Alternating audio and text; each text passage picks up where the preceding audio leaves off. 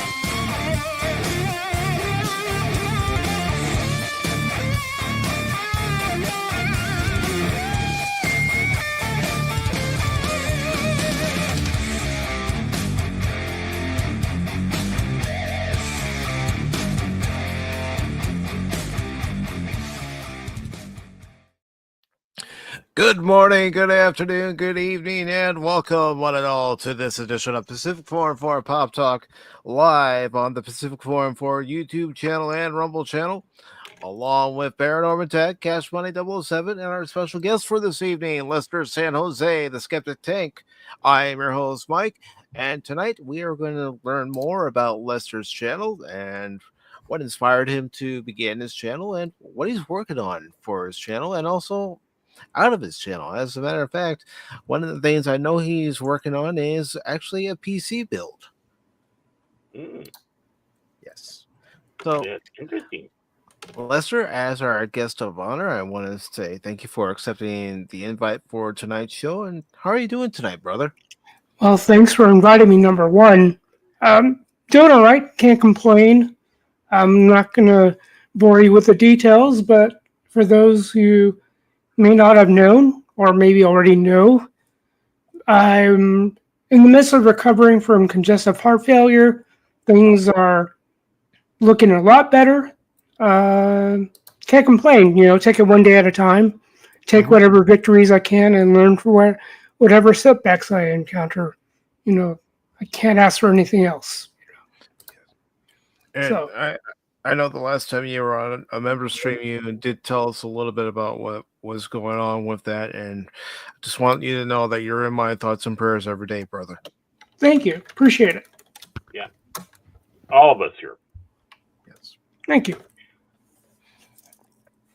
Because I know it's probably been very difficult for you, but tonight the show is all about you, all about your channel, and all about your hobbies. So go ahead and tell us a little bit about yourself and what inspired you to create your YouTube channel. I think a lot of it has to do with what I grew up wrestling with as a kid. And, you and I might share a similar neurobiological, whatever you want to call it. Let's put it that way, just medical condition, working through that, growing up with that, and growing up in an immigrant household with certain cultural expectations laid on early on, where you didn't exactly get to question things. You didn't really get what you asked for. More often than not, you would get a no. And a lot of these thoughts brewing up inside my head, that's probably one of the primary reasons why I started. I've been meaning to do it, or at least in some way, shape, or form of, I don't know if it's a trademark phrase, but I often floated the idea of Dumbledoring my thoughts after, watching the Harry Potter movies and what that character would do. Take the wand into his head and just pull it out. Just things like that. What, just air my thoughts out, because growing up, I don't know if I'm doing any better. I like to think so, but my temper growing up has been a thing. And so part of that is just building all that whatever inside of you, and then just blows up, right? You try to suppress whatever anger and whatever. You try to bottle up. You try to tell yourself, no, don't explode. Well, especially when you get those axioms growing up. You have nothing nice to say, don't say it at all, kind of thing. It's just, well, okay, I get that on one end. On the other end, you just gotta. Sometimes you just can't be so afraid to say what's on your mind, whether it's right, wrong, or offensive, for the lack of a better description. Yeah, you just gotta. You have to get it off your chest. Yeah. Otherwise, you might end up with something later on. My brother and I were kind of like in a position where we're battling with something medically and neurobiologically, whatever. And it's kind of like, after hearing him talk it out, it's like, we're in this. That's right. Thank you, Low Spec Linux Gaming. Got to bust out. You got to rock the penguin, man. Got to rock the penguin. Rock the penguin. It's good to see DJ here, and also your Ron is here. Lister, are you going to take that? Are you going to take that from him? Come on, Lister. I wouldn't take that from him, seeing that you're wrong. Jeez. It's like, well, sometimes I have bouts with that, because sometimes, based on my experience, like even in my working life, sometimes I come across certain periods of insight and revelation, and sometimes it's very easy, and this is for anybody. We come across jewels of insight, and we think we're right, and there's a point where we are, and then up to a point, but then we may be wrong depending on the context. That's one of the other things about my channel is I try not to treat things adversarially, or an adversary type manner. I think things are to exist in a healthy tension, and where we run amok is where it's very easy to be enslaved to our sense of being right, or a sense of injustice, if that makes sense, guys. And we wonder why people are, we're in this divisive or divisive state we're in as a society. It's like, can we not have healthy disagreement? Isn't that where we kind of grow as a society? Yeah, kind of a can we agree to disagree type of thing. Right. And can I not learn from you? Even though I may not agree, I can see your point, kind of thing. Like, I can see your point. And there might be a point, depending on whatever situation I find myself in, where your reasoning or your point may make the most sense, and maybe not mine in a given point in time and space. So, one of the best benedictions you can have in that is by saying we agree to disagree. But it's not a nice comment. It's like, well, we agree to disagree. But, you have yours, I have mine, but I see where you're coming from. Yeah. That's benediction to a conversation like that. Exactly.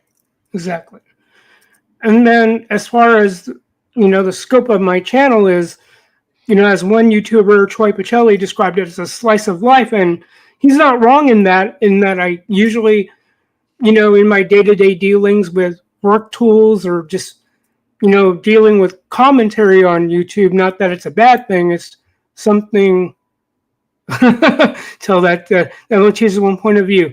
When I was going to school, that I kind of got that sense, but at the same time, if you had the right teacher, the right teacher will make you challenge your own assumptions, or maybe not really show where their bias is, but at least generate that discussion where, one of the debates in one of my history classes back in high school was, okay, one side's going to say, here's why dropping the bomb was necessary, and here's why not dropping the bomb is necessary, or why we shouldn't have.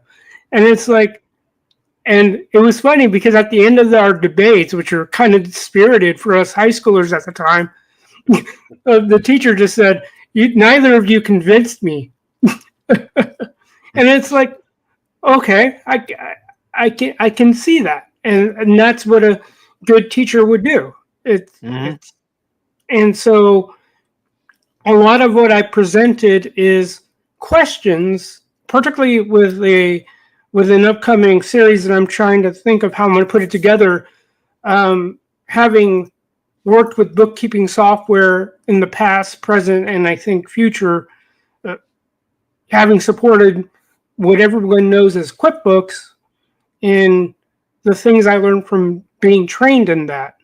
And for those who have kind of kept tabs on the landscape, especially just in software in general, like your favorite Office suite, or I don't know about your favorite, but the standard Microsoft Office.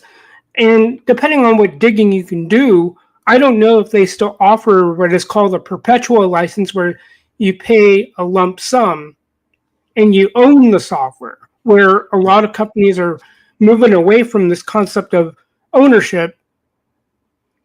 And you're just licensing the software now. Right. It's kind of like a long-term lease, if you will. Right. Right. And in some ways, depending on how you look at it, in the case of bookkeeping software, a lot of it has moved online. A lot of it has moved to a subscription model, where on one level, okay, I trust that the money I'm going to continually feed you and have you hold my data hostage as long as I pay the subscription fee. Great. I hope you better improve your product on many levels, whether we're talking about, performance, reliability, usability. And so I've been looking for a QuickBooks alternative for a while, and I just stumbled upon what's called GNU or GNU Cache. I'm not into a lot of lingo and how that's pronounced, even though as someone with a linguistics background, it's a little funny for me, where a lot of the lingo I hear nowadays, like I just figured, like everyone's discovered the word base, and we're all making a guess about what do you mean by someone's base. I still don't know, but based on what people's encounter with the use of the term, okay, I think I'm on the right track. So anyway, found this app called GNU Cache, where it's not just available for Linux users, but it's also available for Mac users, Windows users, and it is a free alternative. And I did indicate, if you can do it, donate, because I also empathize with those software companies who have moved to a subscription model. Yeah, you kind of have to pay your people too. People have to feed their own. I get it. So it's not like, again, not treating things adversarially, but rather like in healthy tension, at least that's my hope, of understanding, okay, I may not prefer to be under the gun of a subscription model, but I understand the developers have got to feed their own. And at the same time, we as consumers are trusting, and if we somehow feel, in the sense of our faith we put in these companies like game developers, if we don't find that our faith is being honored, then we'll vote with our wallets and our feet, as the saying goes, right? So, right. And as we progress even more and more into the quote unquote future, you do see a lot of companies going from physical software to an online only service, and you have to adapt. Yeah, you would prefer to have a copy of the software on your SSD on your own PC. This way you can pull it up at any time without relying on the internet. But unfortunately, that's not the way of the world anymore. Yeah, totally. And I get it, because having worked in the call center industry and how you kind of have a perspective, and having had that perspective where, we always talk about independent contractors, but call center agents are more or less dependent contractors, where I'm going to trust you, Mr. Call Center, Ms. Call Center. I'm going to trust that you're going to put me in the right position to be the face of a given company. It's like, okay, train me. And then if somehow, because I've had it happen in my call center life where we've had contracts pulled for both reasons beyond our control and reasons within our control. Like if we found that the contract terms were like not beneficial to the company or the employees, then deuces, we got to say goodbye. We got to, cut the ties. And sometimes the person who wants us to be their face, they'll say, "Sorry guys, you're too expensive for us to sustain you guys being the face. We're gonna go to our offshore support." I've been on both sides of that. So and it's also like when I asked you and Pat Wannabe and a few others during our member stream a couple months back, do you guys feel that you're getting your money's worth out of your membership? Yeah. Is there something that needs to be improved? I don't look at you guys as customers. I look at you guys as family, but still, sure, if there's something I can do to improve, then I'd like to know. And that's what any company should do, is ask their customer base, what do you like about this product? What do you not like about this product? What can we improve? Yeah. What would you like to see in this product in the future? Yep. And just one thing, I hadn't given my tirade on GameStop, but I was trying to buy something on GameStop, and it's like, dude, fix your PayPal integration, because I kept looping through, like, what's going on? I can't complete the purchase, because apparently there should be 2 buttons there, or at least 2 banners. One's a button where it says place your order. And every time I try to, like, okay, it looks like I'm good to integrate my PayPal as a payment method. And nope, the button disappears. And so I'm sorry, I'm taking my purchase elsewhere. Mm-hmm. You have to when they don't maintain their websites properly, and yeah, it's just a damn shame. Yeah. And real quick, I do want to acknowledge those of you who are currently listening. We have Low Spec Linux Gaming. Good to see you, brother.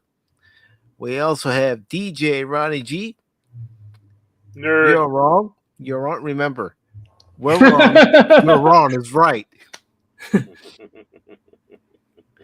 We also have Phil McCracken, or as I like to call him sometimes, Philip J. McCracken. Mm-hmm. We also have Tree Rock Creations. Good to see you. Pat Wannabe. What's up, brother? And also, good to see Brandon, the anime guy. Good to see you, brother. Hey, good to see you. Good to see you.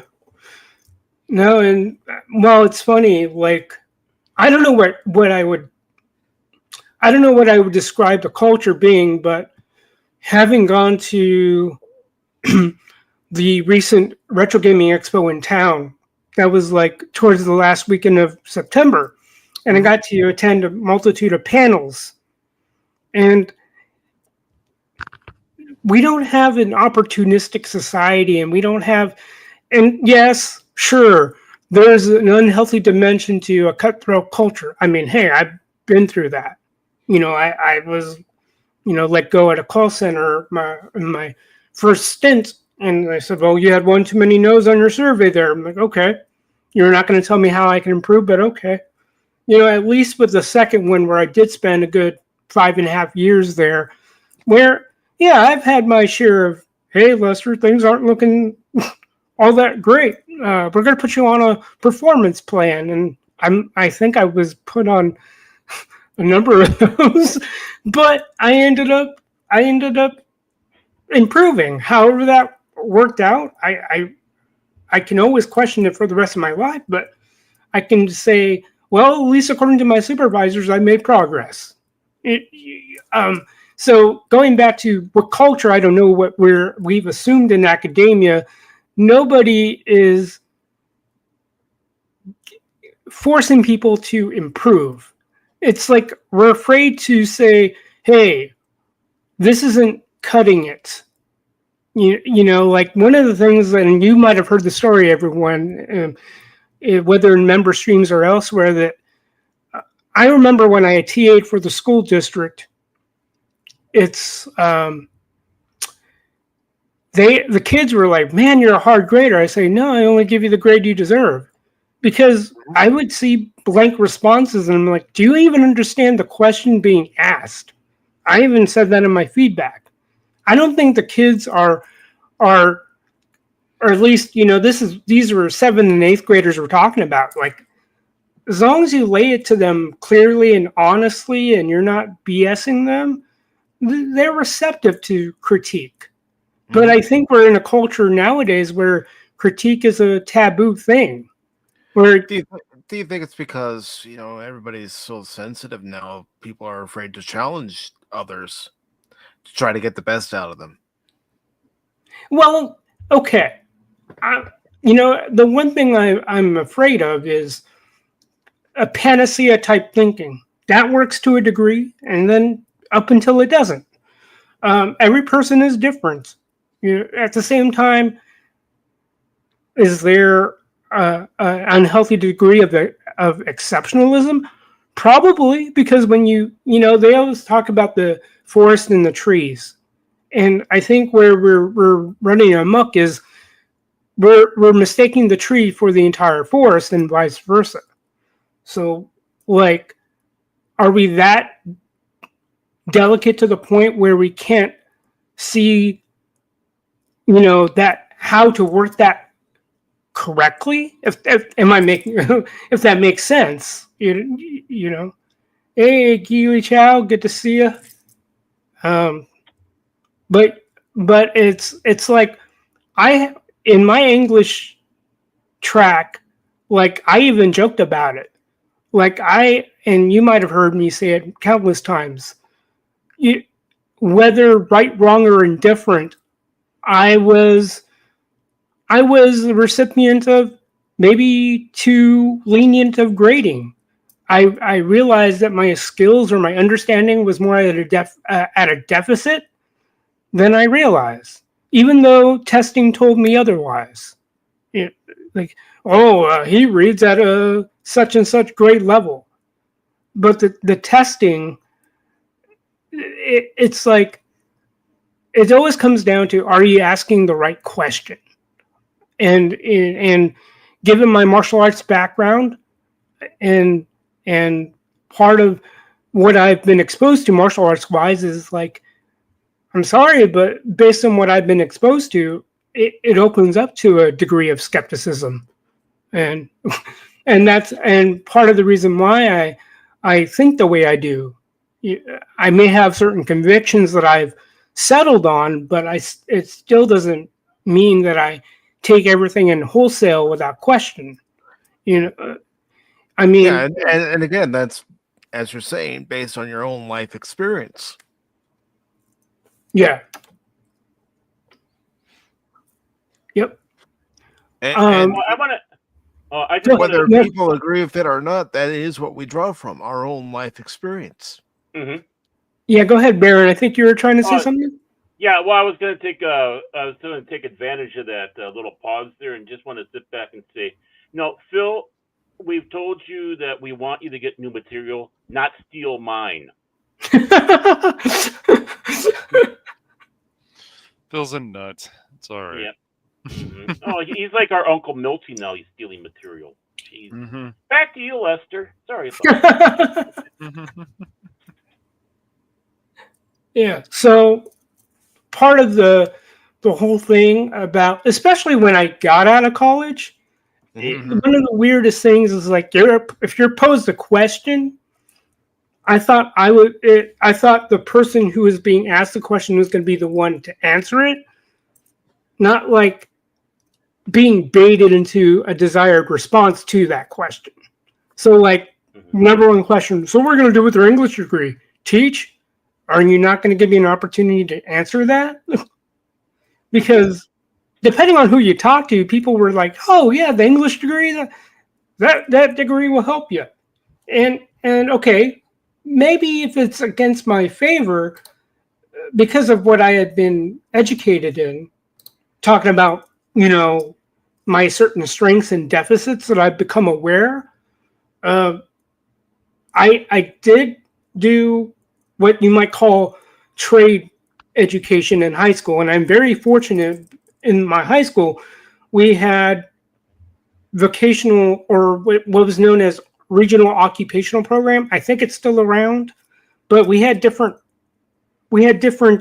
programs and different classes people can take in high school.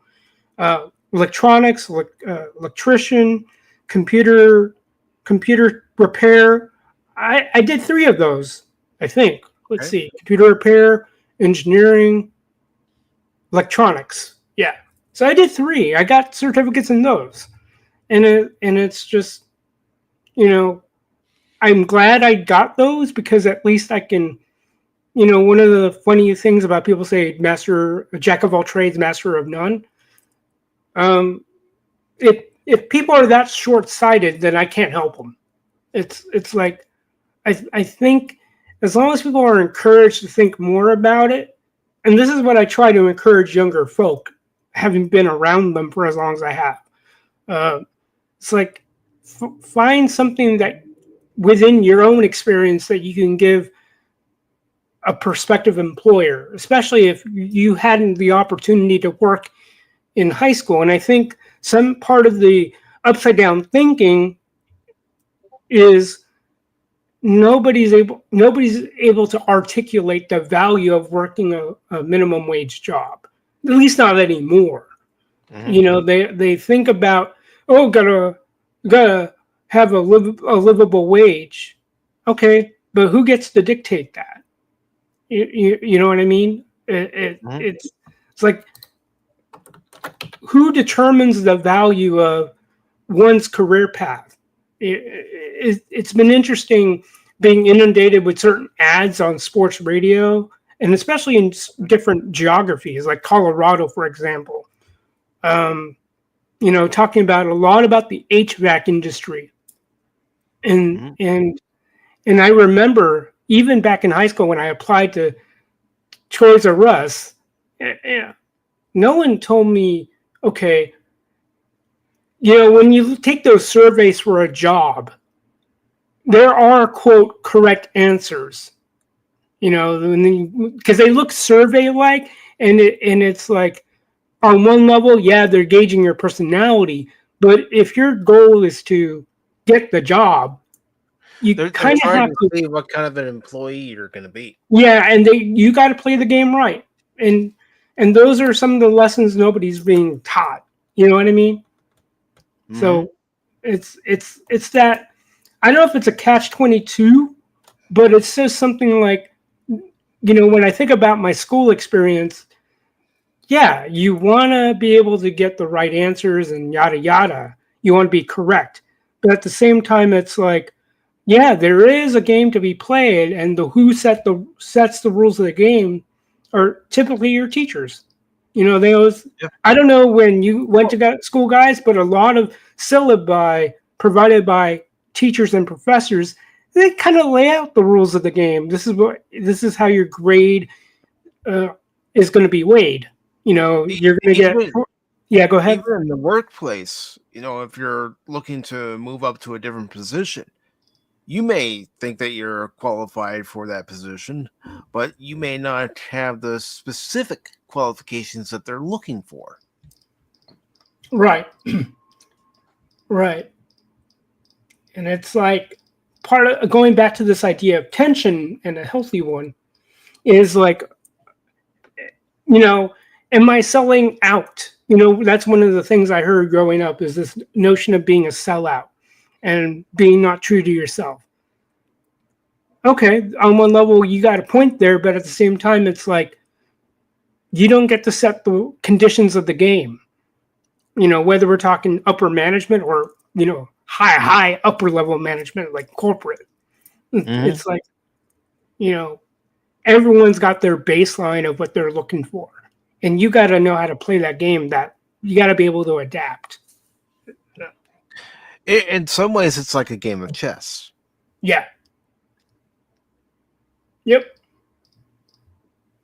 And that's just something that even to this day, like that's why and it's kind of funny how I treat my online life. Like I still joke to this day about if I known what I knew now, would I be online like the way, because I'm pretty sure Baron or Cash or yourself, you grew up, we all grew up in a different online, what you might call period or different internet age, where I don't know how early in the internet time or internet period you guys started, but I started out on a 14.4 at a family friend's house, like messing with Prodigy of all services. But that was my I could tell you about Prodigy because that was the first online service I used. Yeah. And that was, I want to say that was back in maybe 92. Yeah, something around that time period. And that was just a new concept. And I don't know what started the boom, but computers were premium. I'm pretty sure you guys have all seen those memes and ads about, hey, this is what your computer cost back in 1990 something via Circuit City ad, where computers like in the $5,000. Mm-hmm. Going from a computer that is just a green screen to color to moving on from when you're back in the day when you're actually excited about a 386 or something. Oh my God. Or even the 486. Or 486, yeah. Funny. Or the 28K dial-up modems. When dial-up modems, getting a 56K modem, and well, there he goes. Like Tree Rock is like, I remember that. Like it was like almost like a bragging right when you got a 28.8. Yeah, and it's like, but I would think more on the lines of with the whole household being connected to the greater web. I was still in a time period of my life where one computer in the house was a luxury. Like growing up with siblings, we had to, and doing homework assignments, even drafting letters to our relatives, like we all had to split our time. And I don't know when it started booming, but when computer parts got cheaper, oh my gosh, it was like the world is your oyster. And next thing you knew, part of what I'm trying to do nowadays with the channel is this idea of experiential revelation, which I think is more exciting. Now, would my knowledge be as deep if I had read the manual? Sure. But I still remember when I got back into Linux, I started reading the manual and, going through my high school government teacher who's like, gotta read cover to cover. Oh, sure. 3 pages in, like, screw it. I'm one of those people who want to dive in, sink or swim, It's like, I'll let the program tell me through my experience whether it was worth the time and energy for me to recommend it to people. Before I settled on GNU Cache, I tried different solutions, whether it was easy to install, especially for those who try to or want to run Linux full time in their computing space. But it's like, I'm sorry, but based on my usage and my experience, no, can't recommend it. Like there was one I installed that was text-based or command line based. Like, nope, not happening because you're telling me that I can't even set up a simple purchase order kind of thing. Like, because I got some obscure error. Really, I gotta really dig in and figure out how to better set it up. That's one of the reasons why I have kind of shown people, oh, let's see, those school textbooks are filler, word salad. Yeah, that's the thing. Like one thing my brother told me when he was double majoring in physics and music was based on a caricature and stereotype of the UC school system, University of California, is that they're cashing, UCLA and et cetera, right? A lot of the stereotype about UC schools is they're all theory, little to no application.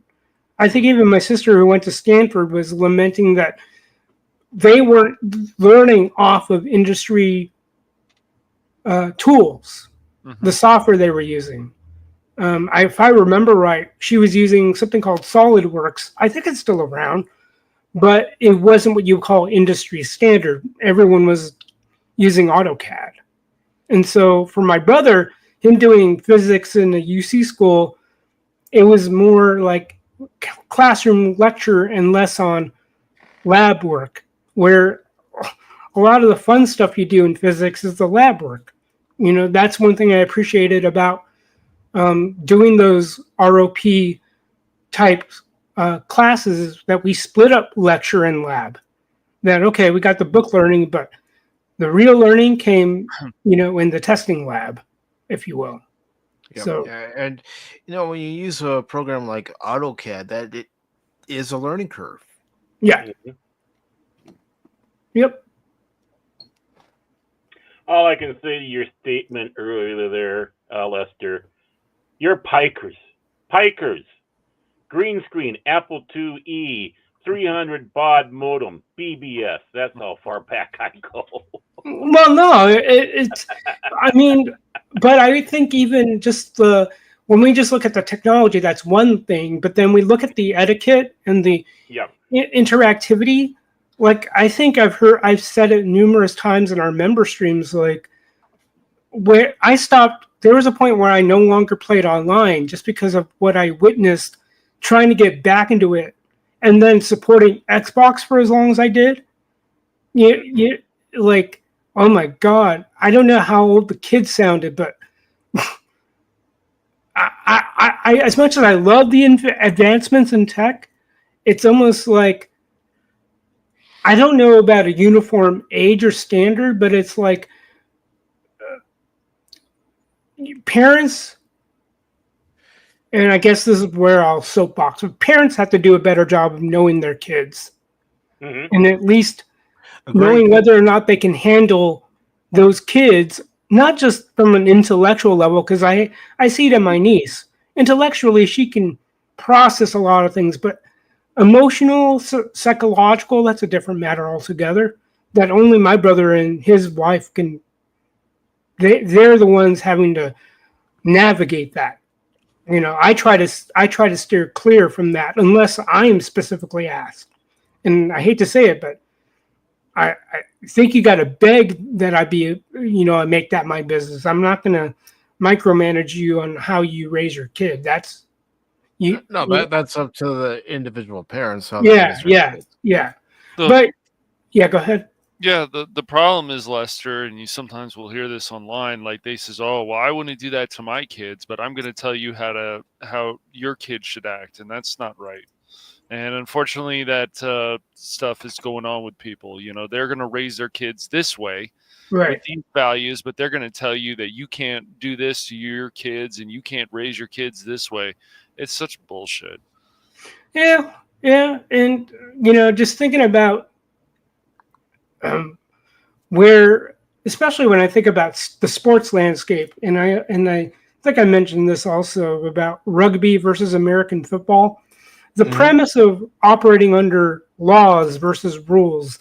It's an interesting dynamic and distinction where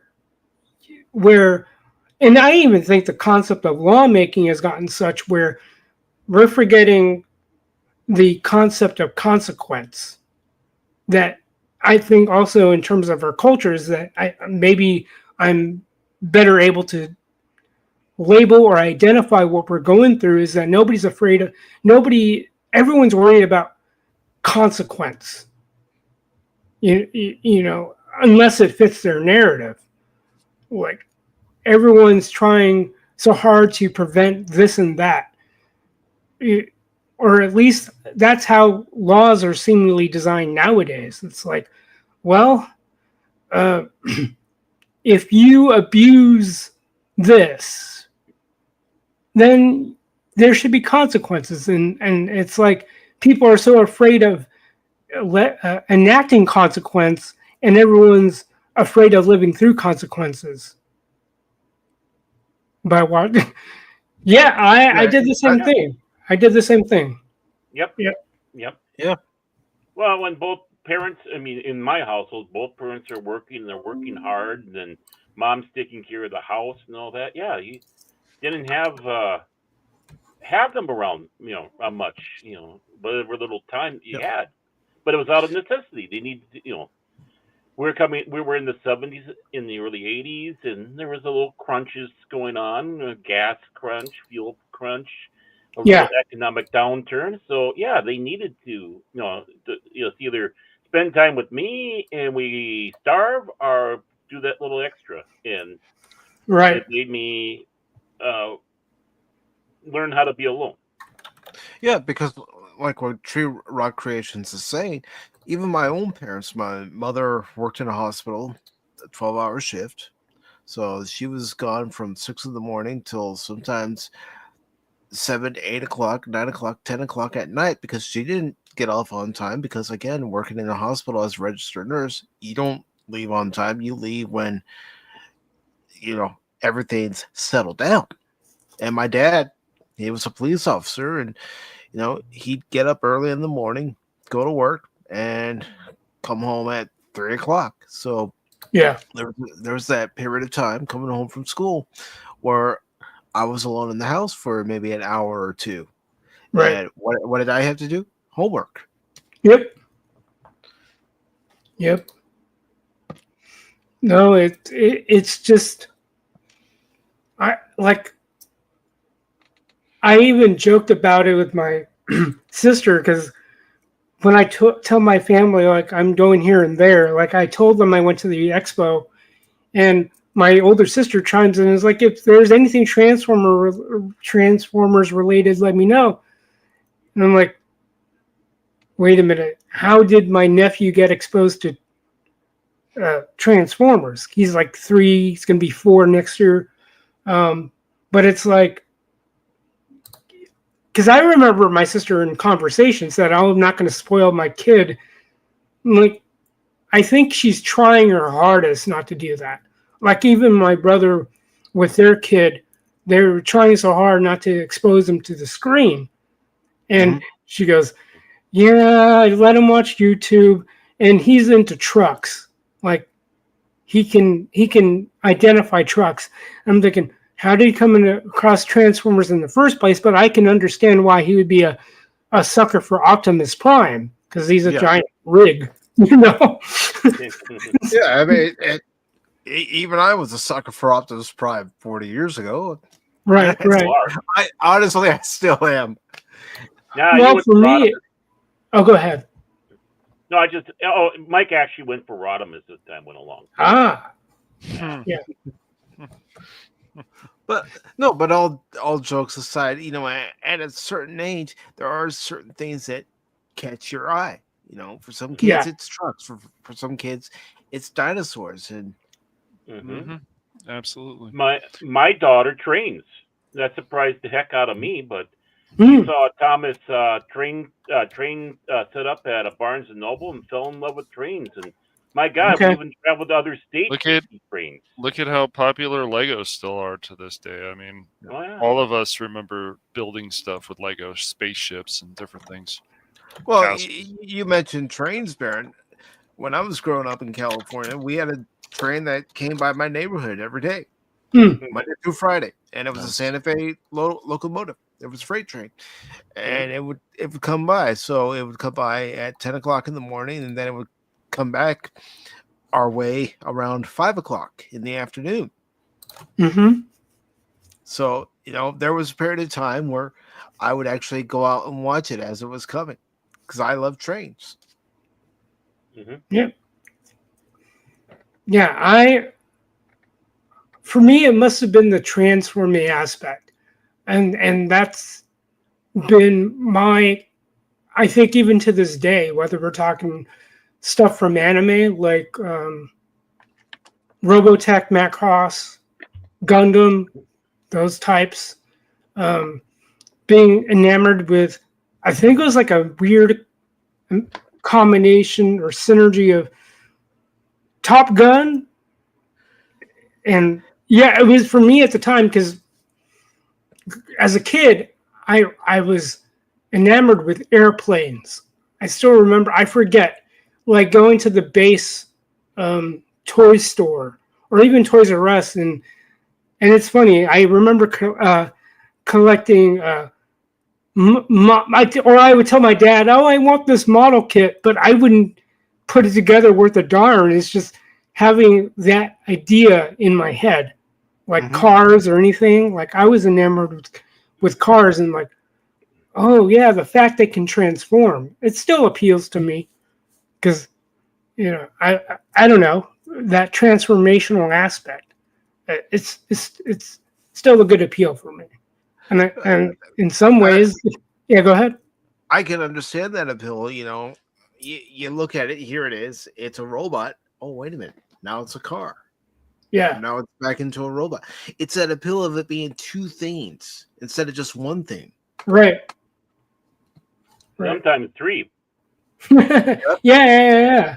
Like what DJ Ronnie G said about Robotech and Macross, they had 3 transformation modes.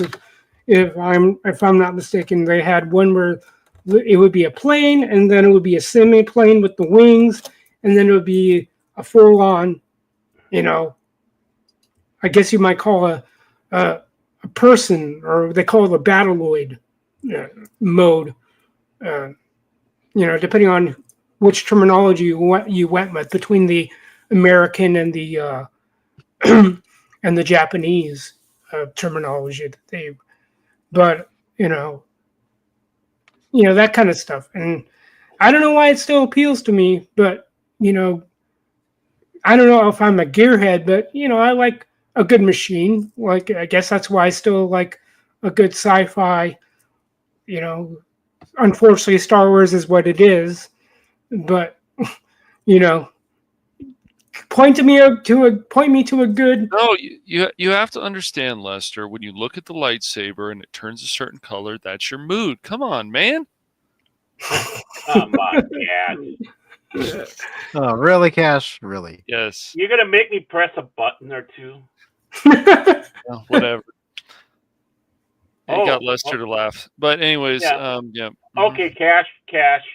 Elon and Vivek just called. They just called right now for you. What would you say you do here? A lot. Anyways, yeah, Lester, yeah, Baron's being an ass, but it's okay. Started it. Yes. It's all good. All good. Yes, but no, I mean, like the things that we grew up with and different stuff, even knowing like, oh, we call something like Robotech, and we didn't even know it was called Macross until you look at it. Oh, wow, that's really interesting. Yeah. No, that's one thing I was inspired when during the Rona, you might call it Rona 19. During that whole time and getting laid off from my job at the time, it was like, well, if the government is going to give us this kind of unemployment, because, I wouldn't have this free time that I did at the time. So I was nerding out on various things. But going back to the culture, Yeah. and going back to the expo, I attended one of the talks where the guys from Williams. It's funny how they told the story about what happened between them and Midway. They ended up taking the Midway name when they merged as Williams and so forth. But the culture at the time where they were more opportunistic. Like one of the guys was like, do I continue? Do I finish my school, or do I pass upon this opportunity that I might not otherwise get? That he was going to be part of the project of what would end up as, I think it was Narc, the arcade game. So the movie was called, or documentary was called Insert Coin. And it was a nice little foray into what was going on at the time, where video games and arcades were kind of in a dry spell until somehow they started cranking out hit after hit. And that competitive environment, and those who might have been around various YouTube channels like Midnight's Edge, they brought on the guy who goes by Grums, and he was talking about how similar culture where before things got corporatized, that it was like for the love of the game, or they didn't take themselves too seriously, though, where they managed it to keep it fun and at the same time still competitive. And for whatever reason, we've lost that competitive edge in almost every avenue of life, whether we're talking interpersonal, educational, occupational. Nobody wants to push the other. Why? Because maybe we're afraid of offending the other. I mean, yeah, maybe. Well, it could be a possibility. Like Grummies and stuff, Lester, like there's things he says, and then I go, okay, I agree with that. Then there's other stuff. It's like, dude, sure. Just you probably should get off the net today. Yeah. No, I get it. But yeah. Yeah, and Tree Rock Creation says I played with toys, action figures, which developed my imagination. I don't think kids do that anymore. I wonder what they do with their imagination, especially with all that brain dead content. And you're right, Tree Rock Creations. There are those of us of a certain age who we had toys, we used our imagination. Even with coloring books, we used our imagination when we were coloring. That's right. Mm-hmm. Wow, imagination. Well, people actually watch something, say Teenage Mutant Ninja Turtles, and they wanted to imitate things on there, and they had imagination. I actually think a lot of kids have lost that ability for some reason. It's been kind of pretty much taken away. But I think that also has to do with what I've noticed in a lot of commercials and in America's perception of itself, where we have to be, what was it? Everyone's talking about the standardized testing. But even I think that's a Travisham mockery of a thing to worry about. Again, it all comes down to time and place.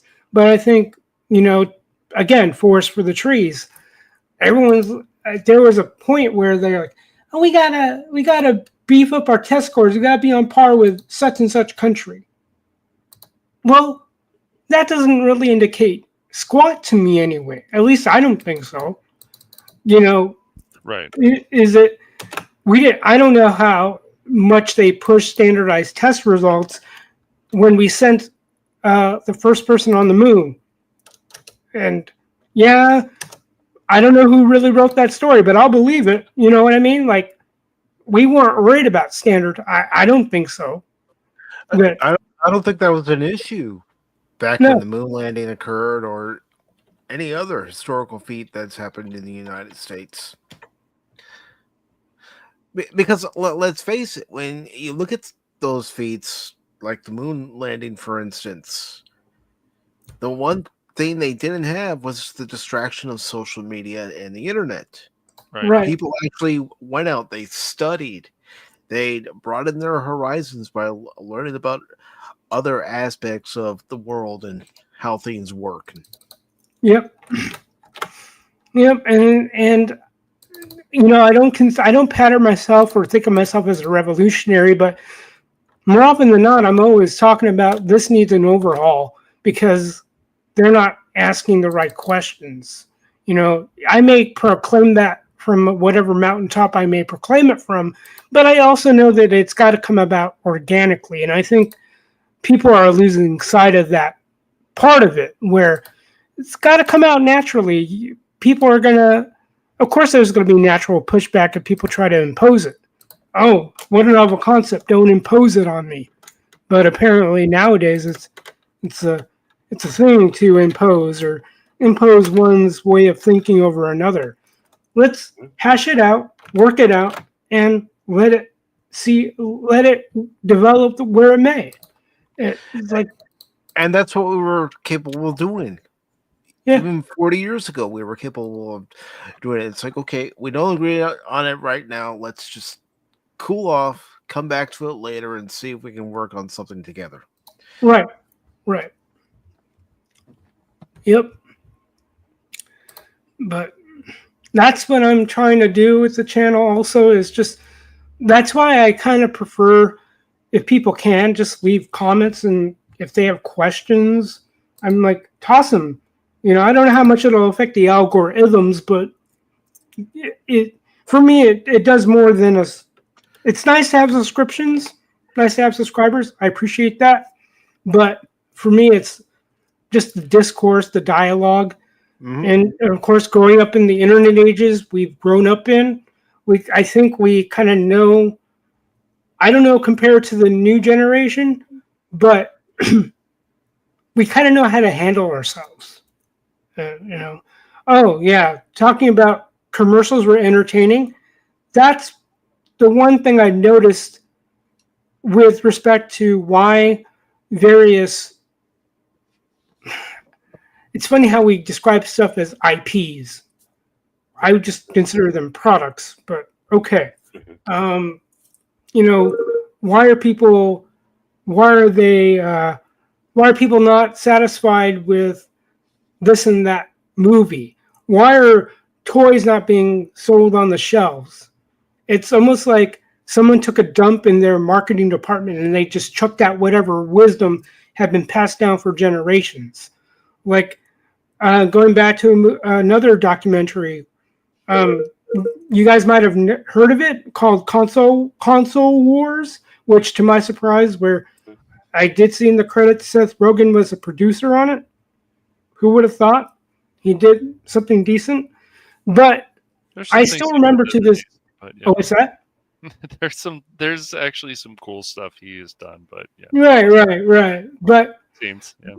All jokes aside, but Console Wars, it brought me back to the time when Sega was very in your face. Yeah. And based on the insights gained from that documentary, my view of Nintendo it's gotten rougher because, we talk about, can't have a monopoly, but, whether we want to admit it or not, society's allowed monopolies to exist and persist, if I may say so.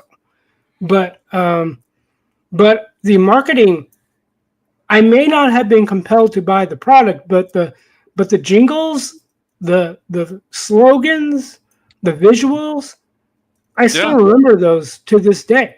But nobody knows. Yeah, go ahead.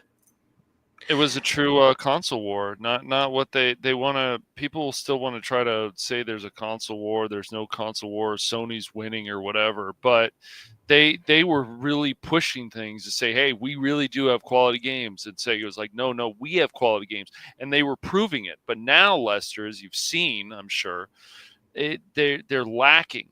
And they just, they're going in the games as a service, other stuff. It's like, well, this is not the best way to go. Well, they also remember Sega's, ad campaigns against the NES when the Genesis came out. You know, Genesis does what Nintendo. That's right. Yes, When they were yes. competing Smart. Very smart. against the Super Nintendo. Welcome to the next level. They were saying, you know, the Genesis has blast processing. You know, the Super Nintendo doesn't.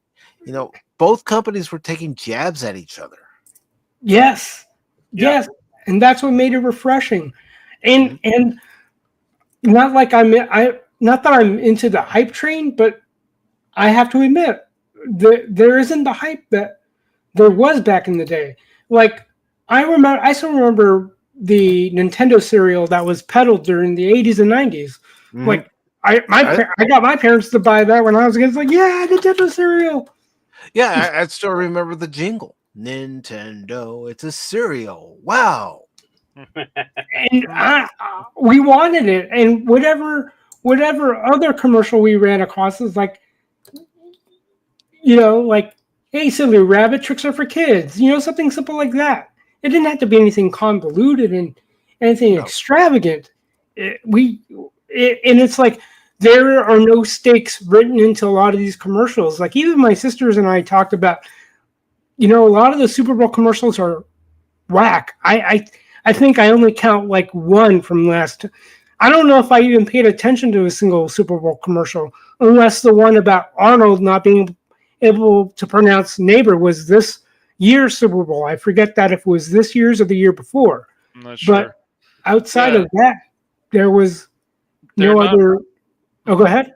They're not memorable, unfortunately. No. Some of them are, but a lot of them aren't. Sometimes, hey, that was a good commercials, but you forget them because they don't have that same impact. Well, you think about memorable commercials. What about the Pepsi commercial with Cindy Crawford? Yes. Oh yeah. Oh yeah. Yeah. Yeah. That one and it was just nothing. There are no stakes for the kids because it's almost like they forget how to target specific age groups and how and it's just like with the Disney stuff. It's like you think kids are going to be. It's that weird push that we had with that standardized testing that people are pushing STEM, but no one's pushing creativity or they need to push more of it, if anything. Yes. And so when I deal with the kids or when I dealt with the kids as a math tutor, it's like conceptually it's easy to explain certain things you do in algebra, for example, but applying that in a word problem, that is the elephant in the room. It's like I was trying to help my niece with a math problem she was dealing with. I tried to explain to her how to interpret certain phrases in a word problem, and people trying to reinvent the wheel in the wrong way. You know what I mean? It's like you need good English comprehension, and then especially as you get higher in the levels of math. Like if you need to, one of the things that I realized in terms of my skills deficit is my math wasn't as good, which also in effect was likely due to my unrealized deficit in my abstract thinking, because I had like a gap in my junior high English that all I did for the first year and a half was read stories without any kind of critical analysis, like symbolism that wasn't explained to me as a kid. Going through that school system where a history teacher was tasked to teach an English class.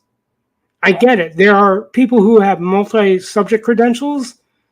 I get it. But just because you have that, it just shows that you know how to play the game, that you put in your time and you got what you needed. There's no real test of your actual teaching skill. And I know that, again, going back to Cutthroat, can you do the job or not? And as my friend put it to me back in the day, he said, if it were up to me, there would be very few instructors made because of how high a standard he put on, if he was going to put someone as an instructor, there would be very high standards. And that's another thing, going back to this lack of cultural sophistication, if you want to call it that. Like, we're afraid of standards. Mm-hmm. And it's like, yeah, go ahead. If you don't meet this standard each and every year, have an annual evaluation. If you don't meet the standard, then you lose your certification. Yep. It's Well, like, I think it all came about when you started getting more and more of the self-esteem garbage into the schools instead of encouraging the students in what they are good at. It's like, yeah, you're not going to be good at this. You obviously, this is not your way, but you are really good here, and encourage them and give them that strength and the courage. Where self-esteem is you're good enough, you're smart enough, and doggone people like you, even though there's something out there they're absolutely suck at it. They're not even participant trophy winners in it. yeah. But the kids have been growing up with that paddlum for so long now. No wonder why we have people screaming in their cars, going to work and scaring their children. It's like, no, this is life. You were. That's why you got an SNL quote unquote writer all upset because Elon looked at the script she gave him, and he says it's not funny. It's like, my God, it is a good thing you were never around in the old days where all the Jewish comics were up in the Catskills trying out their new material, and they give their criticism and such, and Uncle Milty would steal it all, just like Phil does with my stuff. Or even the Inklings, where you have C.S. Lewis and you had Tolkien and others, and they pass their work around and they'd be harsh with each other, but not to be mean. They can't take constructive criticism, and any criticism to a number of the people in the different companies, DC Comics, for example, other places, Marvel. They can't take criticism, and it's just like what it comes down to. It's like, come on, idiots, just do better. And instead of calling them idiots, just actually do better. And it's so funny when they say things like there's no source material, there's nothing. It's like, well, what's this? What's this? Well, the other thing too is I've noticed that for whatever reason, everyone seems to be afraid of making fun of the other. Or I would say, for the quote losing side, they don't know how to make fun of themselves. No, because they were told that they're special people and that they're greater than other people. Basically, they don't know how to laugh. They don't want to have a sense of humor, and everything is doom and gloom to them when things don't go their way. Like even SNL, like, I don't know if it's still funny, or even the late night shows. Like, some of them are taking themselves a little too seriously, because I think someone even quipped about, like, Kimmel, like, I can't believe he was part of the Man Show. And it's a weird observation when you see folks like Adam Carolla, he's still doing his thing. Yeah. And it's like the two couldn't be any more different from each other. Yeah, right. I know. Well, it's just comedy to them, it's like we're going to be mean to the other side or people we don't like or whatever, and then the activism. And so is it going to get to the point now, Lester, where late night television, besides a few things, I mean, something like, however you feel, Gutfeld is the number one late night leader as far as I know still, but the other shows, they went away from what's funny. They're making fun of each other, and they become more activism. Well, how is that good for any comedy show? It's supposed to be funny. It's supposed to be entertaining. And here's the thing, for the four of us growing up, we would make fun of each other. Yes, we would call each other names, but we'd still be friends afterwards. That's right. And the nasty names too. And and we were talking about here's three losers that run this show, and we laugh at ourselves all the time. So there's three losers that can laugh at themselves. But yeah, I mean, Steve Martin had one of his comedy albums come out in the late '70s, and the title of the album was "Comedy Is Not Pretty," and we need to remember that. You know, it's tragedy that we laugh at. Right, right. But so yeah, I mean, you just got to remember that comedy is not pretty, but it's dang funny. That's right. Right, and it's like it's funny when if people are to see the 2 shirts I got, and I don't know how they got away with it, but their domain is maga.com, and I kind of knew where I stood, and like I did vote, and you know I voted for the Dawn, I'll admit, but that's at the same time I didn't exactly want to tip my hand.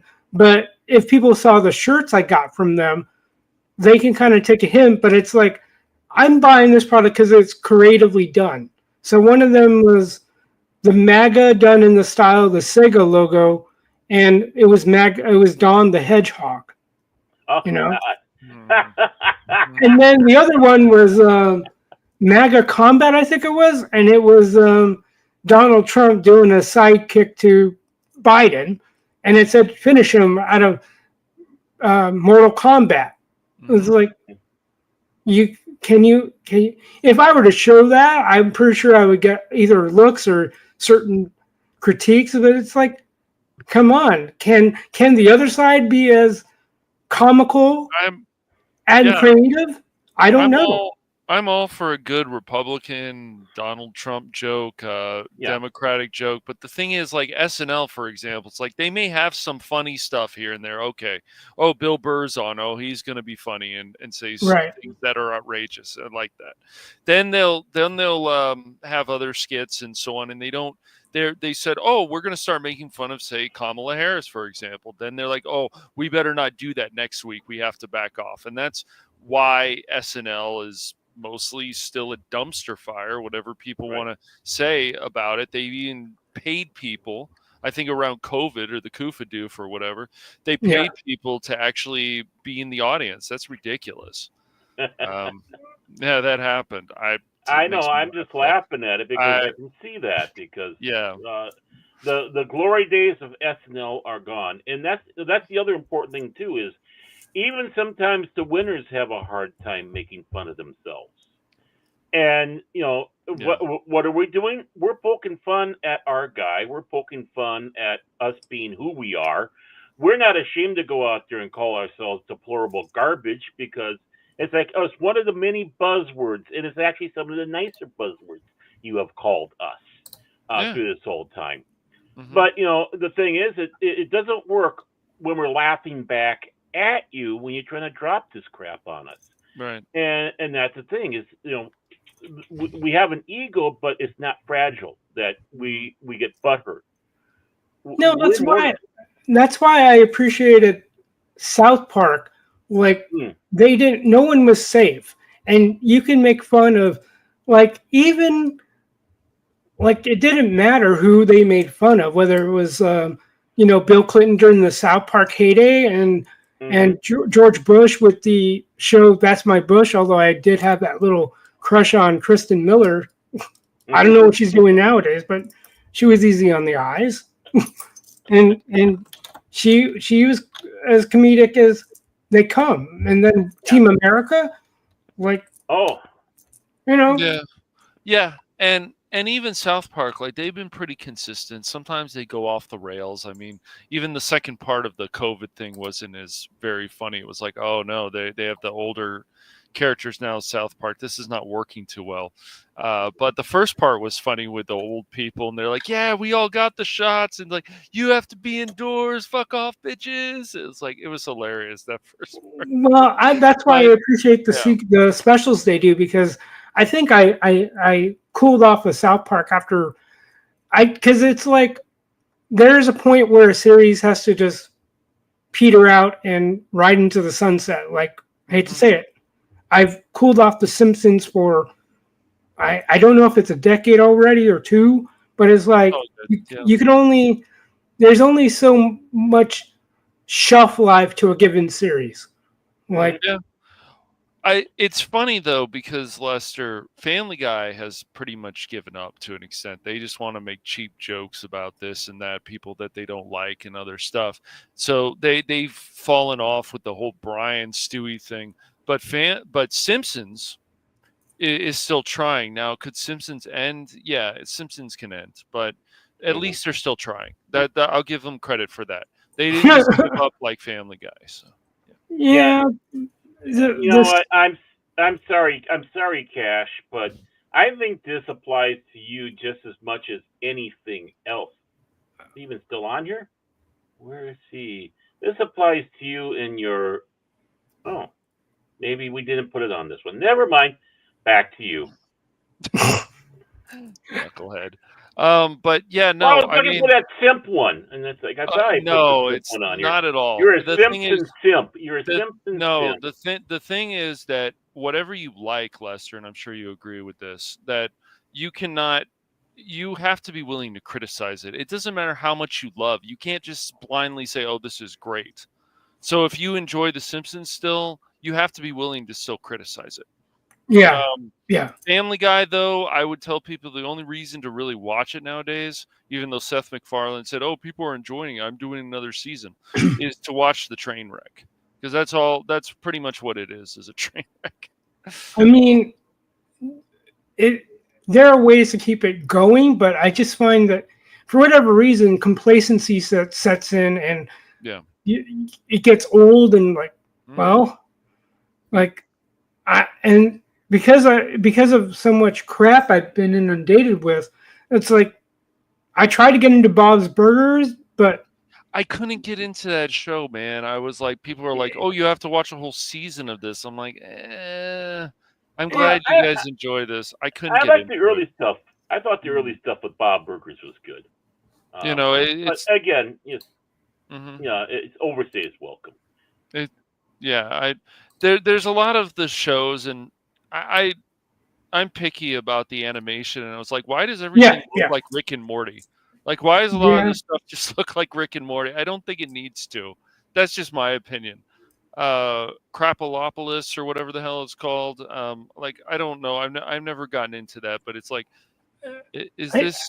You know, they say this is now animation domination. When I think of animation domination, I think of more of the heyday stuff. Even the Cleveland show. Yeah, there was things where they had way too much puke, and they talked about that, and that was stupid. But it was still a funny show, and they were willing to push boundaries. And a lot of this comedy, as we've talked about recently, they're not going to push boundaries anymore. You know, no, it's really weak. I think also, like, there are no stakes. Like, I think especially with the DVR generation, there's no, I gotta watch it now. It's like, even though I hear plenty of word of mouth about, take Shogun for example. I know I did see an episode, but there's no reason for me to be glued to it. I mean, you know, I'm pretty sure if I can sit and watch the rest of it, but with the way things are set up, there's no real reason for me to like, I gotta binge it now. Yeah, and I know places like Netflix will say, hurry up, it's going to be gone in X amount of days, but that number of days is like a month's worth of time. It's like, well, if I miss out, I miss out. Yeah. Or sometimes they keep saying that this show or movie is going to leave, and it's going to stay there for a lot longer than they want you to actually realize because they've already renewed the contract. And it goes back to my thought about how to get things done organically or gradually, where it's just, I mean, yes, okay, maybe streaming is going to be here forever, but at least knowing that reality, got to find a way to best work it for your business. And it's just like people are in a frenzy about, what do we do with this? Oh, we know, let's make something that will cost us as much as a movie, where there are no long-term commitments and there is no real way we can make money off this thing because it thrives off an increasing subscriber base. unless you lock in like what they call guaranteed price increases.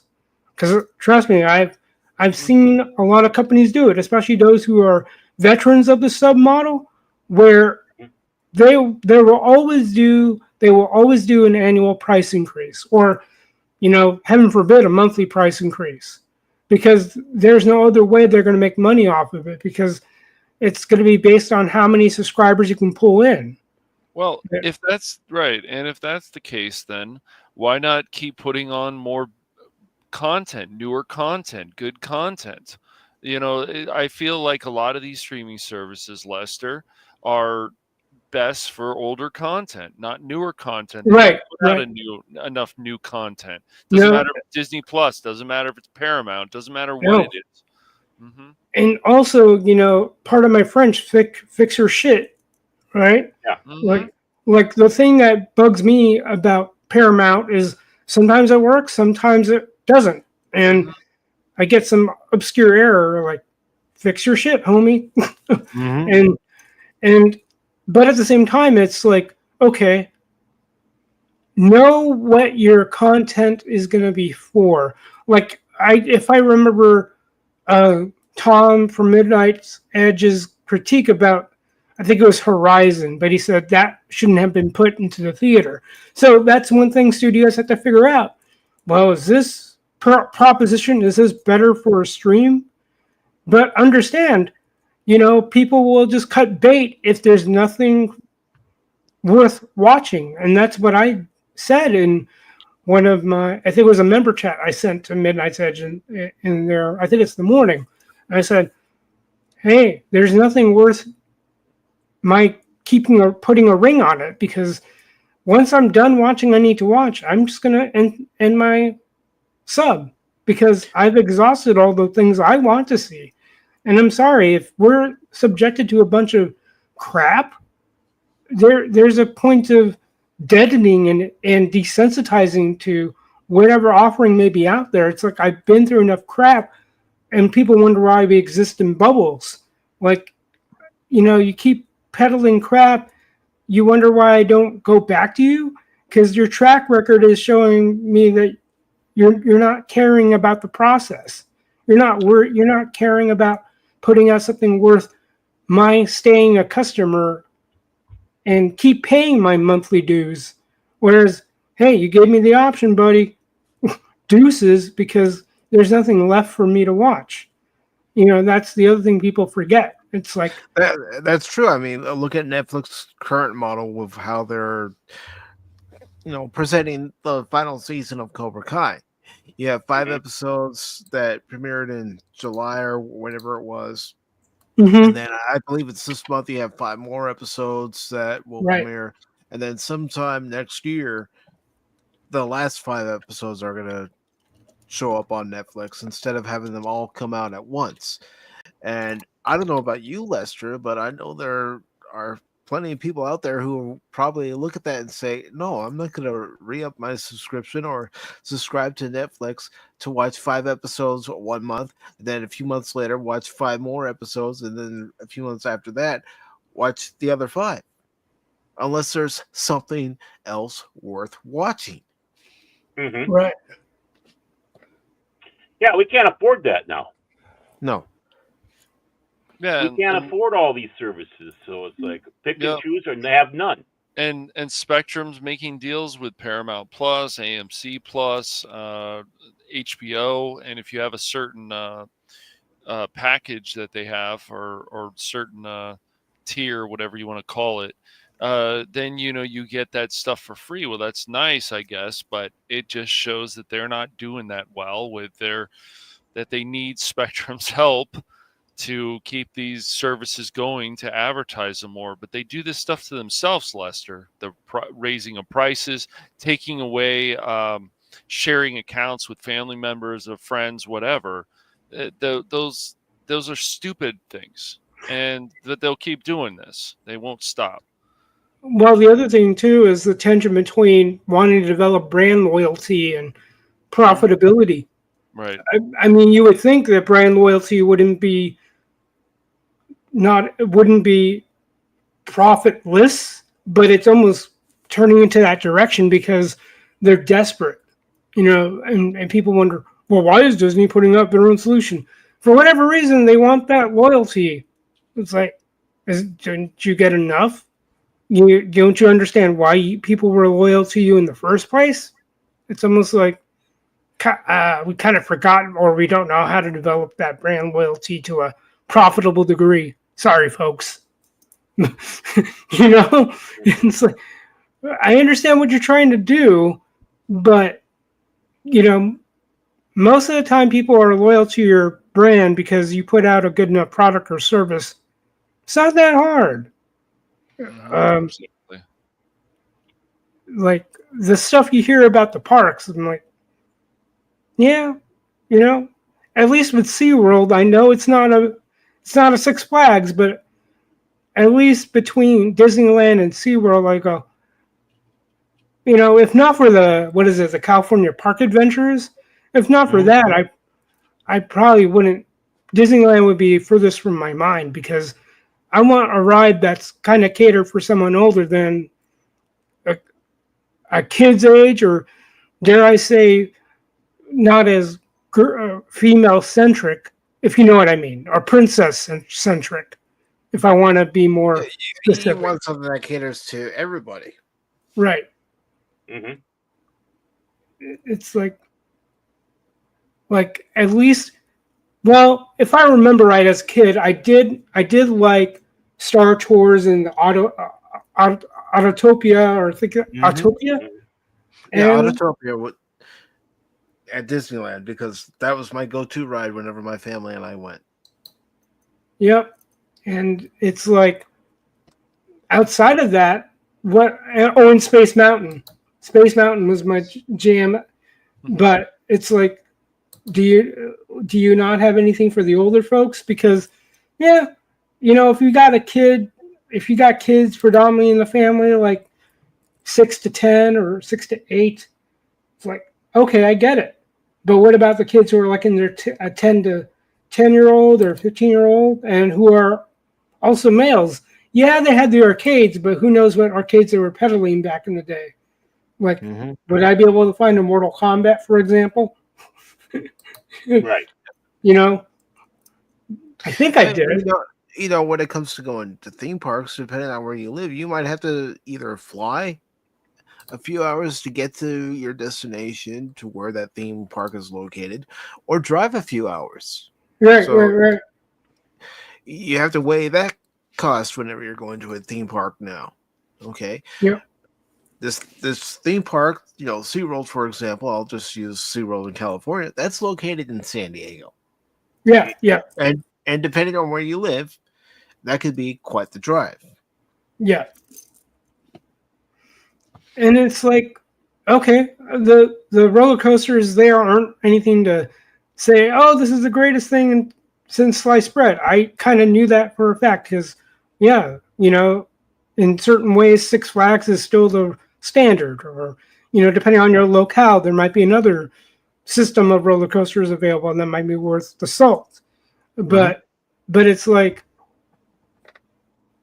I get it. Give me a reason to keep going to this and that theme park. At least with Six Flags, there isn't at least I don't think so. There isn't a deficit of good rides to choose from. Whereas with Disneyland, okay, at least give something for older people if you want. At least give us a sense that you're trying to improve. Yeah. You know what I mean? Whereas from what I'm hearing, that there have been ride breakdowns in the Florida Disney parks, for example. I don't know about LA, because it almost seems like they're in competition with each other, and it sounds like the LA Disney is kind of better run. Yeah, well, it depends. Splash Mountain would break down a lot. I think the last time I was there, I was like, dang it, Splash Mountain's down again. All right. Wait, is that still operating as Splash Mountain in LA? No, it's going to be Tiana's Bayou Adventure. Tiana's Bayou Adventure shit, whatever, yeah. See, I'll still refer to it as Splash Mountain. Yes, exactly. That's what all they needed to do is just do a different ride for Tia. It would have been fine, but no. But Japan is like, go fuck yourself. We're not changing a ride. I think it's Japan. Yeah, yeah. they're not changing. That's one of the differences too Yes. between Japan and then the parks here in the States and other places, and especially for Disney, is Japan maintains their rides very well. Meanwhile, in the States, a ride could be broken down or a ride's shut down for refurbishment for who knows how long. Yeah. And then, I think they're also, of course, they were changing the haunted house and stuff. It's like, no, it's supposed to be scary. Well, like, get the fuck out of here. they always change the haunted house for the No, I Nightmare know, but it's Christmas, not. but I know they're trying to make it less scary. Mhm. Heck, I Come can on, remember man. Oh, riding, hell no. in the Doom buggy in the Yes. Haunted Mansion, and Mhm. you're sitting there, you see the ghost as you're looking in the mirror, and sometimes you got freaked out, and that was the point. Yep. It was very well done. Yes, it was very clever. Mm-hmm. That's the point. It's a haunted mansion, not the haunted fun zone. Oh look! Oh look! The colors are so good. Yes. I'm scared. I'm scared. I mean, I'll admit to you guys, I wanted to take my sister to Disney World for her birthday next year. She's a big Disney fan, so I was willing to take her there. But she looked at me and she said, "Mike, I don't want you spending that kind of money. I appreciate the gesture, but I don't want you spending that kind of money." Okay. Yeah. Yeah. I mean, if Walt Disney knew what they turned Disneyland, Disney World, of course, he passed away before it became to fruition, but it was, he was still working on his dreams on it. Yes. If he knew what they turned it into, he would be livid, because this is not American family dream to go to anymore. It's too expensive. No. They're destroying the innocence of the land, the innocent humor, the carefreeness of it all, for identity politics, for wokeness. It's like, you can't have pirates chasing the winches. What about that one where the winch is chasing the pirate? It's part of a joke. Comedy's not pretty. Yeah, but I guess. And also, in another factor, you got Universal people are choosing Universal over Disney. Yeah. But I did hear recently, I guess maybe for Halloween or one of my friends was there and said Disneyland had a lot of people there, so you wouldn't know. But I still think they're hurting for money a bit for their theme parks, especially with bloggers and different people who. Well, it's a special event. It's Halloween, so that where you had people going to that sometimes every week to Disneyland, or several times a year. Maybe they can only do it once a year now, and you got to pay for the parking, which you have no choice in because there's no other parking around you. You got to pay to get in. You got to pay for this. You got to pay for that. Yes. Everything's just through the roof with the prices because they're going to gouge you. You're going to go make a lightsaber at Galaxy's Edge when you can get a better one from the people that do it, third party out there, and these you can actually whack together and they won't break. Just ask like an Iron Man. It's just what magic is there in the Magic Kingdom? You've taken all that dream away for BS. Yeah, and that's one of the things that it's funny how this lack of quality is pervading throughout. You fill in the blank. I know we talked about video games, and part of what, going back to our discussion about the internet age and knowing what we know now, what we might have done differently then, I don't know. I mean, I was more naive. Like, I wouldn't want my kids to talk to random strangers online, but I've seen it happen where kids get bullied, for example. Now, going back to the video games and all that, one of the reasons why I've been getting more retro machines is I don't want this internet connectivity to the degree that's become where, and I know a lot of people talk about, well, why do I gotta get another patch? It goes back to that discussion of quality control, not wanting to hold people accountable for putting together a good product.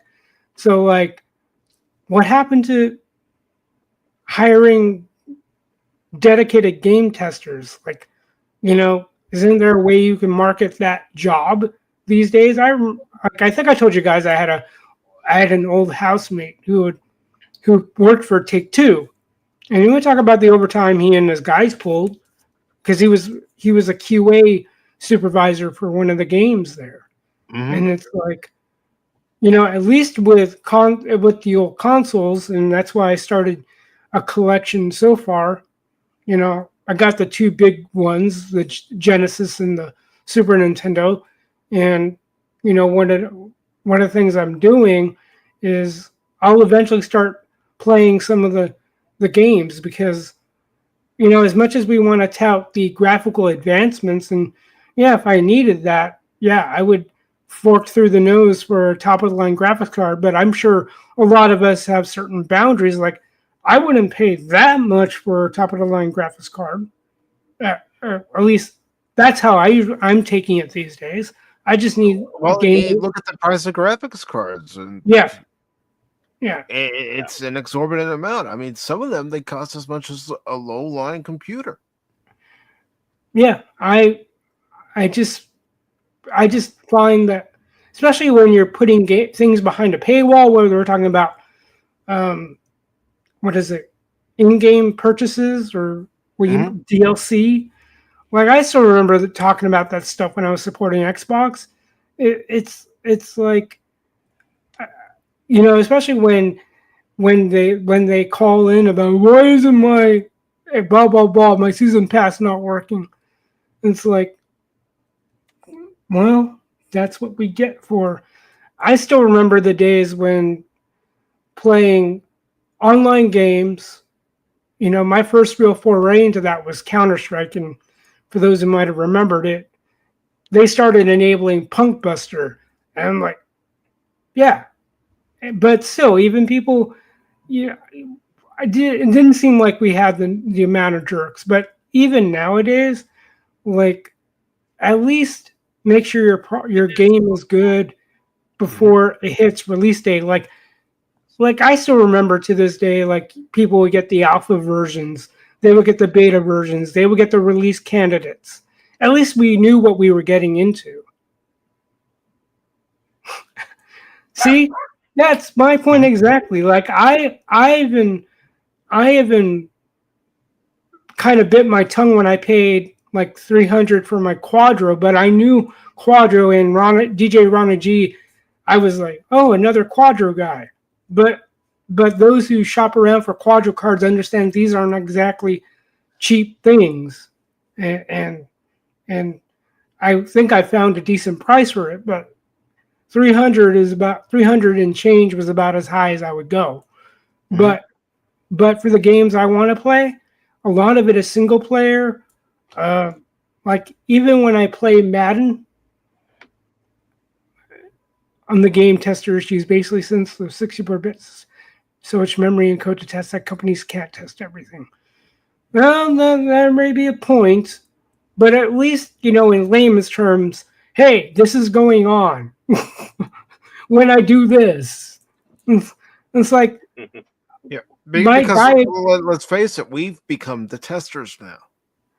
Yep. Yeah. The game comes out on release date, we're the ones discovering all the issues. One of the things that I've been meaning to do, like part of my Madden 25 diatribe between PS4, and I did bite the bullet, because my logic was, if this is a 5-year rental, then I think it was worth it, because for those who aren't aware, EA kind of teases you with their EA app, and they give you plan options. $39 a year, I think it is. So you can play any game you want for at most 10 hours. I think that's the stipulation. or you could pay $119 a year and you can play any game you want. The problem is, there's only so many things from EA I want to play. And so I did the teaser for Madden 25, and I can say, well, at least you put some effort in there that you'd be worth the 5-year rental. Because I'm banking on the fact that Madden 20 was still playable or downloadable. I'm banking on that, okay, at least it'll be available for the next 5 years if I happen to wipe my system for any reason. And it doesn't matter to me whether the game servers are still available. I still remember playing Madden 12 on the PS3, for example, and okay, whatever, I'm not interested in that. Oh, well, it doesn't connect. Same thing with the 2K. But at least I can say with Madden 25 for the PC, they actually did some work on it. They're like, really? Are you that lazy to test and program for the PS4? You really that adamant about putting, a certain technological wall? Well, that's why it's so funny, Lester. Like the crazy Sony fanboys, who go, "Oh, please, Sony, let me lick your boots," or like crazy. Maybe Microsoft fans can be just as bad. Anybody can be just as bad, I guess, for any company that they blindly accept everything. But it's very funny to me that Sony, it's like, well, where is this greatness this generation? Where is it, man? Like there was actually some greatness in PS4. Where is the greatness really on PS5? There's some cool games, a few, but I mean, where is the greatness? Where is these franchises that people have loved? Where's Resistance? Where is some of this other stuff? Where is another Killzone? Where are all these things that people enjoyed for so many years? Even the last one got very repetitive. So I just laugh when people say greatness. It's like, do you people even know what greatness is? Or when they say, "Hey, man, Sony's beating the crap out of Microsoft, man." Well, it's like, well, it's not that hard. I mean, if Microsoft did more, it's, well, if there was actual encouragement of competition, and I find it as a backhanded thing, but like I said about monopolies, like, especially when the word got out about the whole Microsoft and Activision, I think it is, and really they didn't fight it. I know, it was odd. It was odd. And it's like, did they not learn the lesson from the Microsoft, antitrust? And I know Google got something with an antitrust suit, what a little I'm following. And it's like, can we not have more of that where, when they had other offerings, and okay, it showed that there was one company better than the other. At least with the amount of options available, at least it pushed out better product, or at least a clear demonstration. Okay, who is the better of the choices? Yeah, well, yeah.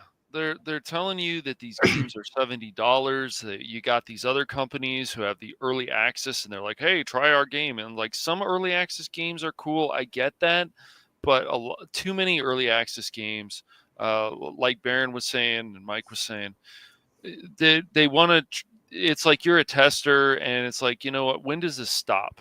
And then they want to charge you more for the game. They want to take pieces of the game, charge you even more. So it's like, okay, which version do you want to buy? Do you want to buy the base one? Do you want to buy the deluxe? Do you want to buy the ultimate? It's like, well, it depends how much you want to spend and if you feel you're getting enough for your money. It's like going back to the question of rules versus laws. Like, okay, if you see some infringement against the freedom of another, oh wait, that's what the Constitution's for, right? Or laws, to prevent the abuse of the rights of others at the expense of others. Yep. And we see this whole problem with monopolies that, the one company owns way too much and they're not doing enough. We saw stuff. You can go back with EA, how much damage they've done when they bought Westwood, when they bought other companies that, what was the one for EverQuest? I can't remember what it's called that they bought. But they did that, and it's like, it's too much. It's like, or they'll blame something. Oh, well, this happened with the SimCity game, like the latest one. Oh, you can blame Maxis for that. It's like, this is bullshit, EA. This is just bullshit. Like, just Well, that you goes guys back gotta do to better. Yeah. that goes back to our this consequences Mhm. and not willing to live with them. Right. You know, not willing to accept the consequences you have to live with. Like, you know, part of living with the consequences is knowing how to navigate it. Like, okay, I'm going through my recovery right now. It's got its set of consequences. Would I like to go back to martial arts? Sure, that'd be great. Mhm. But, you know, I got to take it one step at a time. Does it pain me that someone floated out that a meme on Facebook, and they said, they showed a guy with tensions like, I got to work to pay. I want to go to jujitsu so I can do this, but I got to work to pay for jujitsu. So it's like a guy's at a catch-22. So it's like, yeah, part of my recovery process, I would love to do jujitsu and go back to martial arts, but then I still got bills to pay. You know, that's part of the consequences. You know, part of the bills to pay is prescription bills, if you know what I mean. It's like, yeah, I gotta pay for my refill, and instead of an acceptance of the reality there, you know, it's not like, yeah, yay, I'm in this state.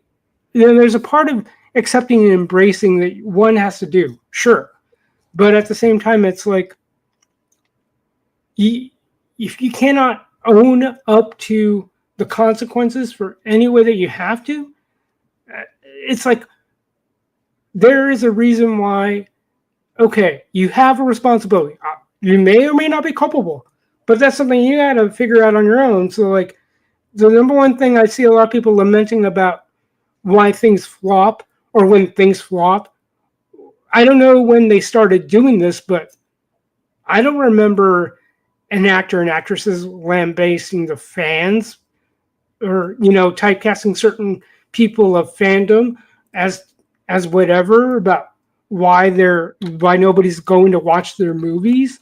I'm sorry, whether the movie put you in a bad light or it's not well written, I'm sorry. I understand you got to feed yourself, but, you know, there's that tension. I get it, but at least the good ones are able to transcend and go beyond their circumstances to make something better than what it could have been by default. Well, You know? that's, in some ways, we're just going backwards with things, and it's the wrong way. Instead of pushing more innovation, it's regression. That's what it Mhm. is. Instead of pushing more stories and things that we want to, that they could, more character development, more this, more that, and the only way that a lot of these companies are going to stop losing money, Lester, is if they start pushing things more and they get people in there and say, look, we can't do this. Do you see how this is losing money? And they need to prove it to the, you know, and stop pissing off the investors and whatever it is. You know, Disney recently, I'll say they've had some big successes. With it, Inside Out 2 was a massive hit for them, including worldwide. And so was, of course, Deadpool and Wolverine. But what are they going to do, you know, going forward? Well, they've got Moana 2 coming out. So I don't know. Maybe that'll make good money. Who knows? But they just, a lot of the stuff lately, it's like all this stuff of Marvel, all this stuff of this, even DC, it's like they have the Penguin that Matt Reeves worked on, and of course it's connected to the Batman, and a lot of people are enjoying it. It was actually really good. I would say I highly recommend the Penguin. But where are they going to go from there? They've got all these series coming out. They've got James Gunn wants to, you know, bring back Superman and this and that. It's like, what are they going to do with this stuff? Are they going to understand what it is that made this stuff so great in the first place? They can, but will they? Add to that, Cash, are they going to hire writers, producers, directors who understand the property and leave them alone while they work on that's where I was going to go with that. Thank you for bringing that leaving alone bit, because I was going to say, you know, one of the things that a lot of people talk about, going back to my channel, being a slice of life. Like a lot of my exposures, whether we're talking military exposure, martial arts, philosophy, religion, for example, one of the things I got from the late Richard Marcinko, founder of Team 6, I still have the book in my library. It's called The Real Team. But, I take a lot of certain business and team building ideas, and it kind of influenced how I would lead a team, for example. If I was ever in that position, one of the things he said, micromanagement leads to macro fuck-ups. But I nuanced that for myself as micromanage myself before I'm micromanaged by others. It's kind of it takes two to tango. Part of that not micromanaging is trust that the person can manage themselves. In sports parlance, is like the locker room will police its own. So part of that also, when it comes to these projects that people want to put together, it's like, let them go to work and work their magic, depending on the situation. Because if I were to follow what Script Doctor has said about many things going on, a lot of it is micromanagement on the part of execs and studio, rather than whatever, fill in the blank writer. Right. And they don't want to understand what this project is about, and they should be like, look, if they would, and they would do even a little bit of research, Lester, then it would make more sense to them. But they're like, no, this is what the people want. It's like, what? Because you listen to a bunch of people on social media who are going crazy about stuff, and they want this and that and check boxes and all this stuff. And we see how it's now even more getting rejected. So, your company should always be about making money and doing the best you can for your consumers. Then do that. But what we've seen from DC and what we've seen from Marvel, it's like, you guys can do this, then you don't do this. Then you do this, then you don't do this. Same with Netflix. You do some good stuff, and then you fuck up things like the whole Cowboy Bebop. Even the creator is like, what the hell is this? Why would you guys do this? Why would you go in this direction? And, let's go ahead and bring it up, because earlier you brought up Transformers, so your nephew's into Transformers. Last week, we had a Transformers 1 watch party. Mm-hmm. And with Transformers 1, it's an amalgamation of different aspects of Transformers, different lores that were told throughout the years, throughout other TV series, some of the movies, some of the comic books. And I thought they did a wonderful job of blending it all together, because the people who were writing it and directing it understood the property and were given materials to understand it even more. Yes. The one thing I'm posing there as a question is, because after watching Retro Blasting's talk about Tomb Raider, and what I've noticed is an obsession with origin stories. But when I was watching Transformers as a kid, I wasn't into, like, I didn't really obsess over the origin. And most good series will pay lip service to the origin to a point where, like, okay, I can understand why they're that way. And that was the end of it. But I really wish that they'd done it right from the beginning. I don't know about you, but I was never down with a live action Transformers. Maybe if they had done it differently, I might have a different thought on it.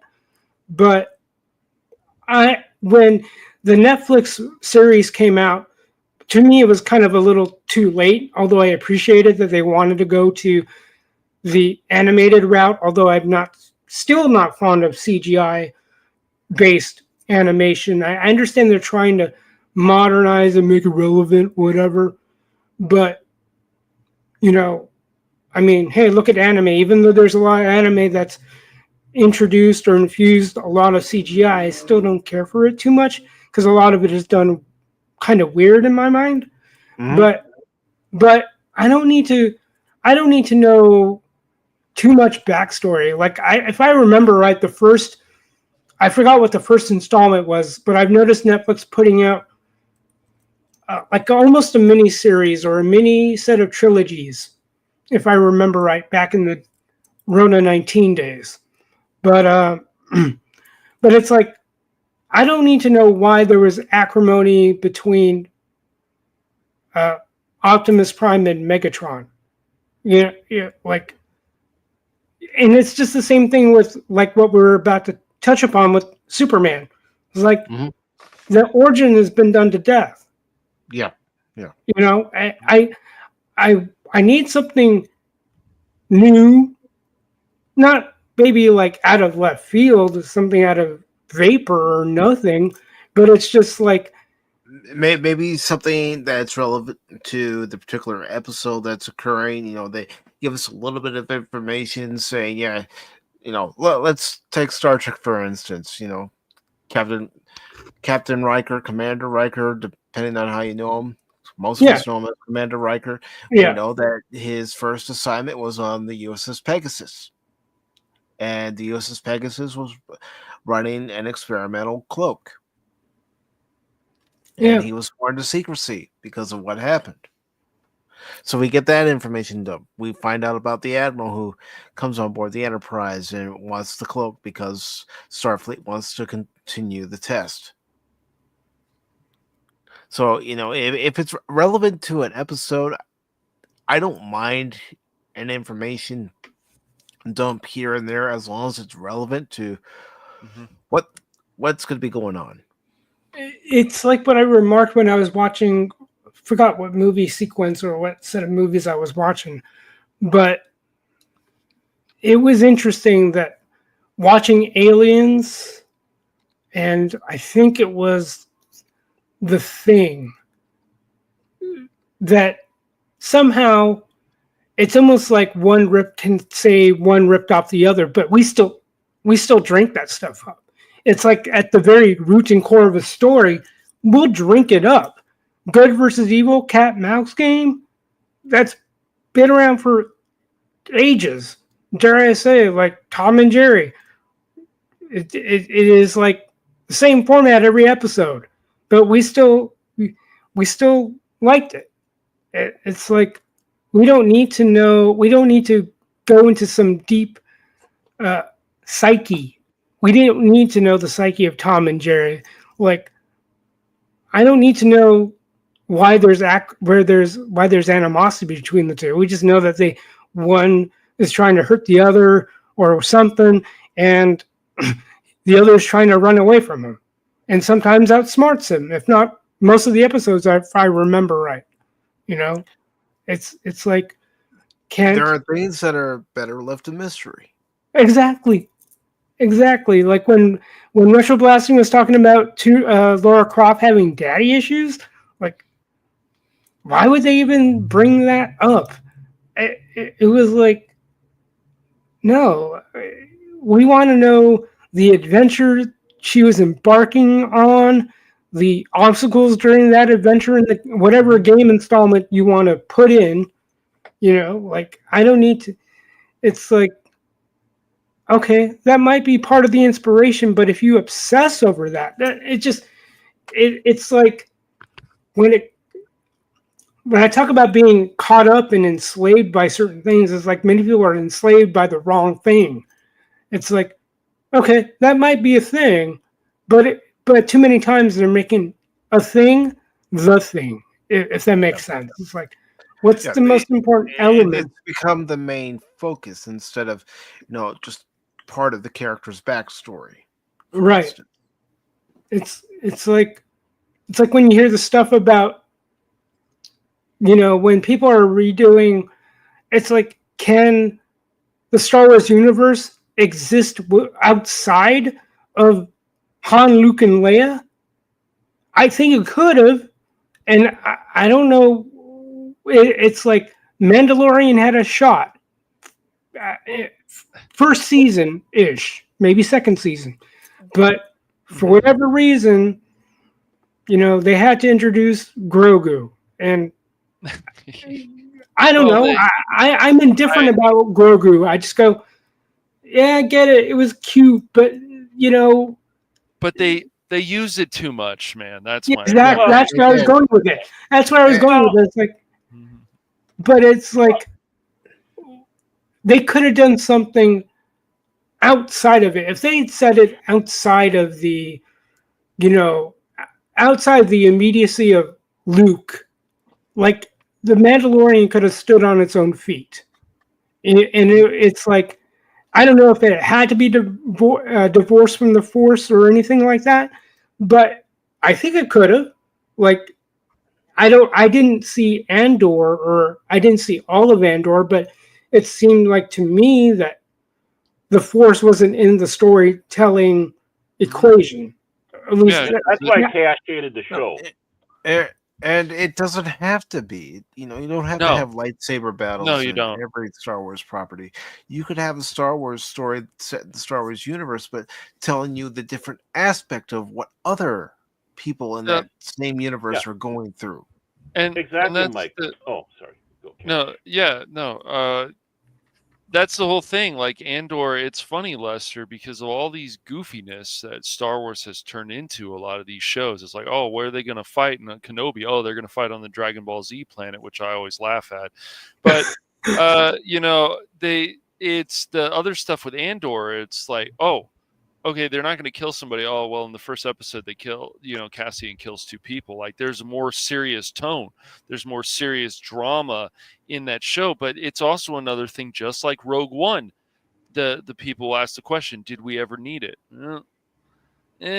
Maybe not, maybe so. But Tony Gilroy, just like with his space battles and other things, he's not really that big of a fan of Star Wars, but he decided to study some lore, study some information, and said, these are things we need in there.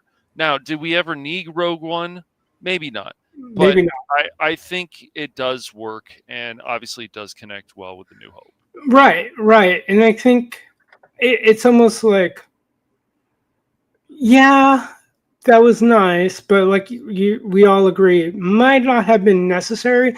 But I think it might have been the necessary palate cleanser.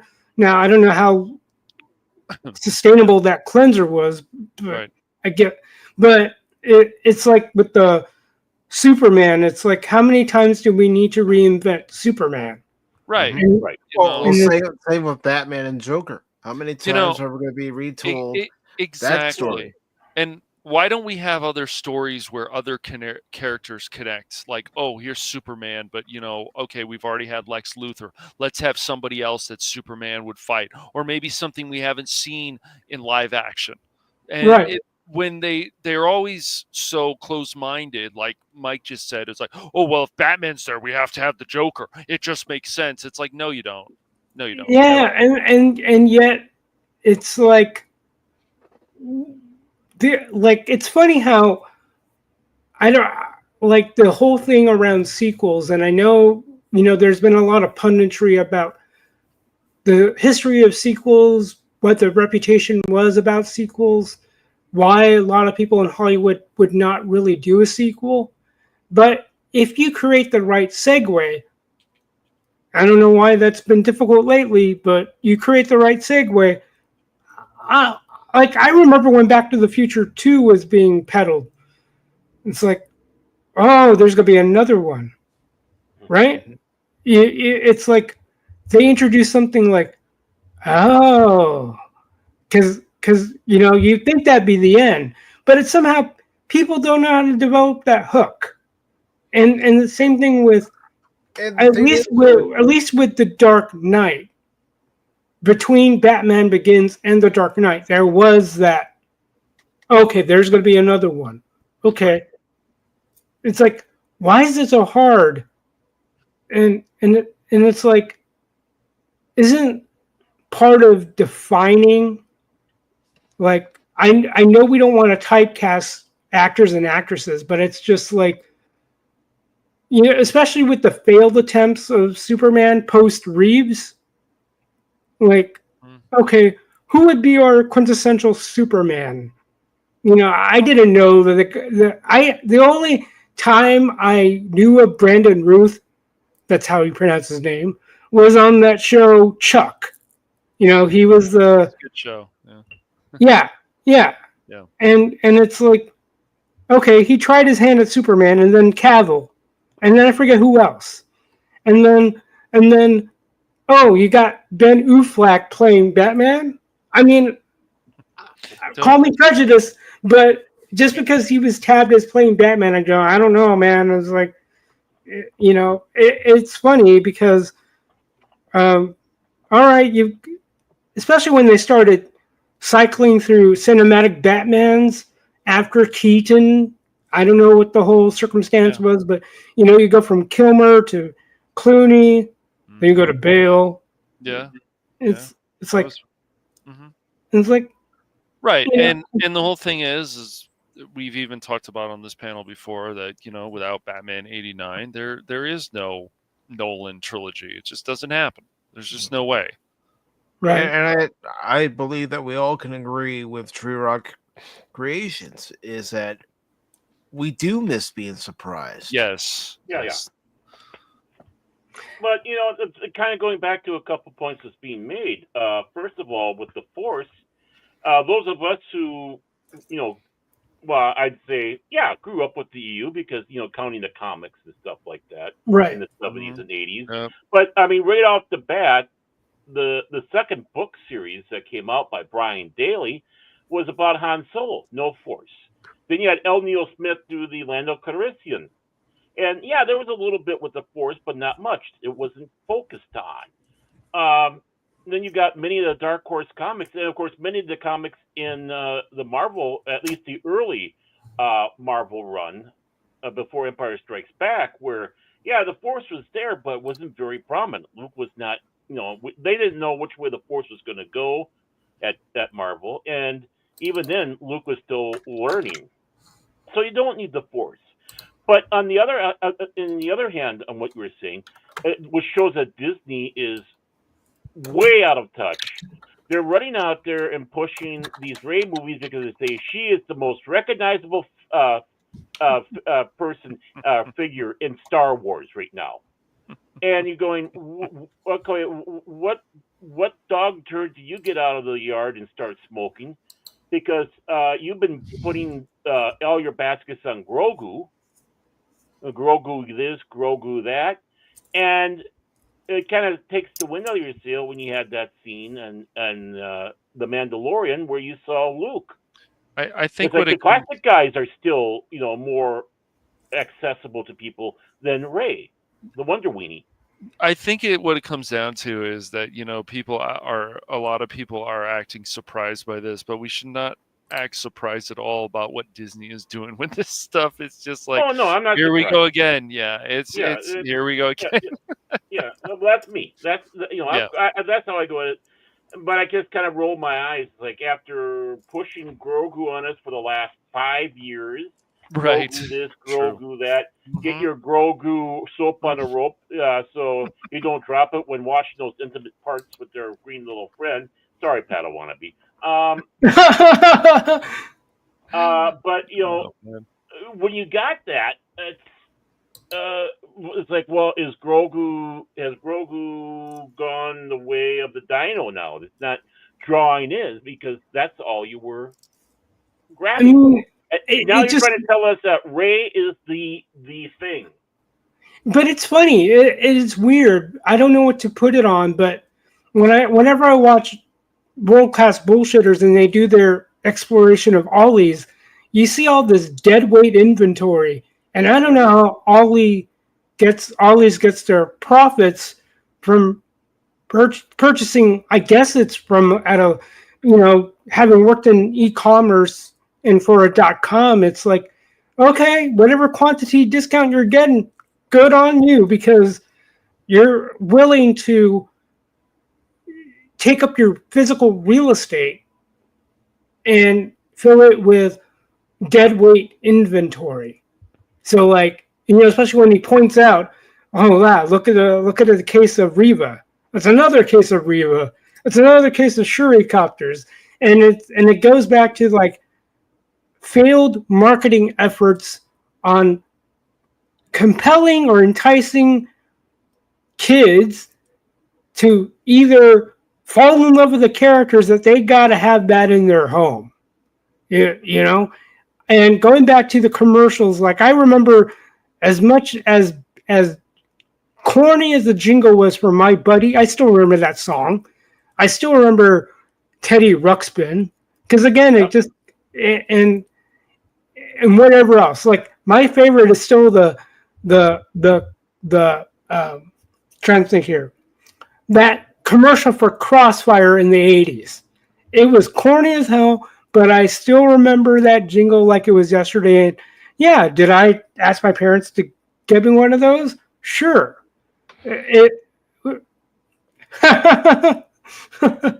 Nice one, you're wrong. Nice one. But you know what I mean? It's like going back to the products on the shelves, like how many Baby Grogu you would see from their videos. It's just mind-blowing that a company or a business is willing to sit on that, because part of the conversations I would hear when my boss at the time would talk with other wholesalers, because it's interesting what you would learn in a small e-commerce company where you're dealing with different dimensions: distributors, resellers, retailers, wholesalers, and etc. But they always talk about, is this what's been our best mover? And especially when you have to go with those quantity discounts, you're banking on these things getting out of your doors so you can replenish. Mm-hmm. There's nothing compelling people to, and thankfully, I don't know if it was really the high selling game that we thought it was going to be. I think it was like the Force Unleashed or something, but it was for multiple game systems. But the Wii, with the buzz around the Wii, I don't know how long it really lasted, but I still remember when people can say anything they want about price gouging, right? It was in heavy demand. It was quote unquote a revolutionary way to play your games. But I remember the company I was working for was peddling these attachments for the Wiimote that was in the form of a saber, a lightsaber. And it's like, were we able to really push as many saber attachments as we anticipated? So it's like you're rolling the dice on something, and I don't know how the marketing was managed, but it seems like there's nothing drawing people except for those who are committed to Star Wars like no other. I'll have to qualify that with that statement. Those who are bleeding the weeds, it's just, I don't know. Like, the saber toys may be a different thing than the actual figures. It's like, you know how you get those census forms and surveys? It's like, did they even do some marketing testing? Like, okay, how do I feel, or what do I feel about this character? Would I want to own that figure in my collection of whatever I want as memorabilia? Whether that's like, for example, I have a figurine of a Son Gohan Super Saiyan 2, because for me that speaks to what happened, and I kind of pattern myself after a whiny Gohan, but if you push him, he becomes uber powerful and yada yada yada. That's the sentiment it draws from me. But as far as like, my collection of Skywalker, because Luke Skywalker, not Mark Hamill. No, I may collect a Joker because of Mark Hamill's portrayal of the Joker in what I've seen of him.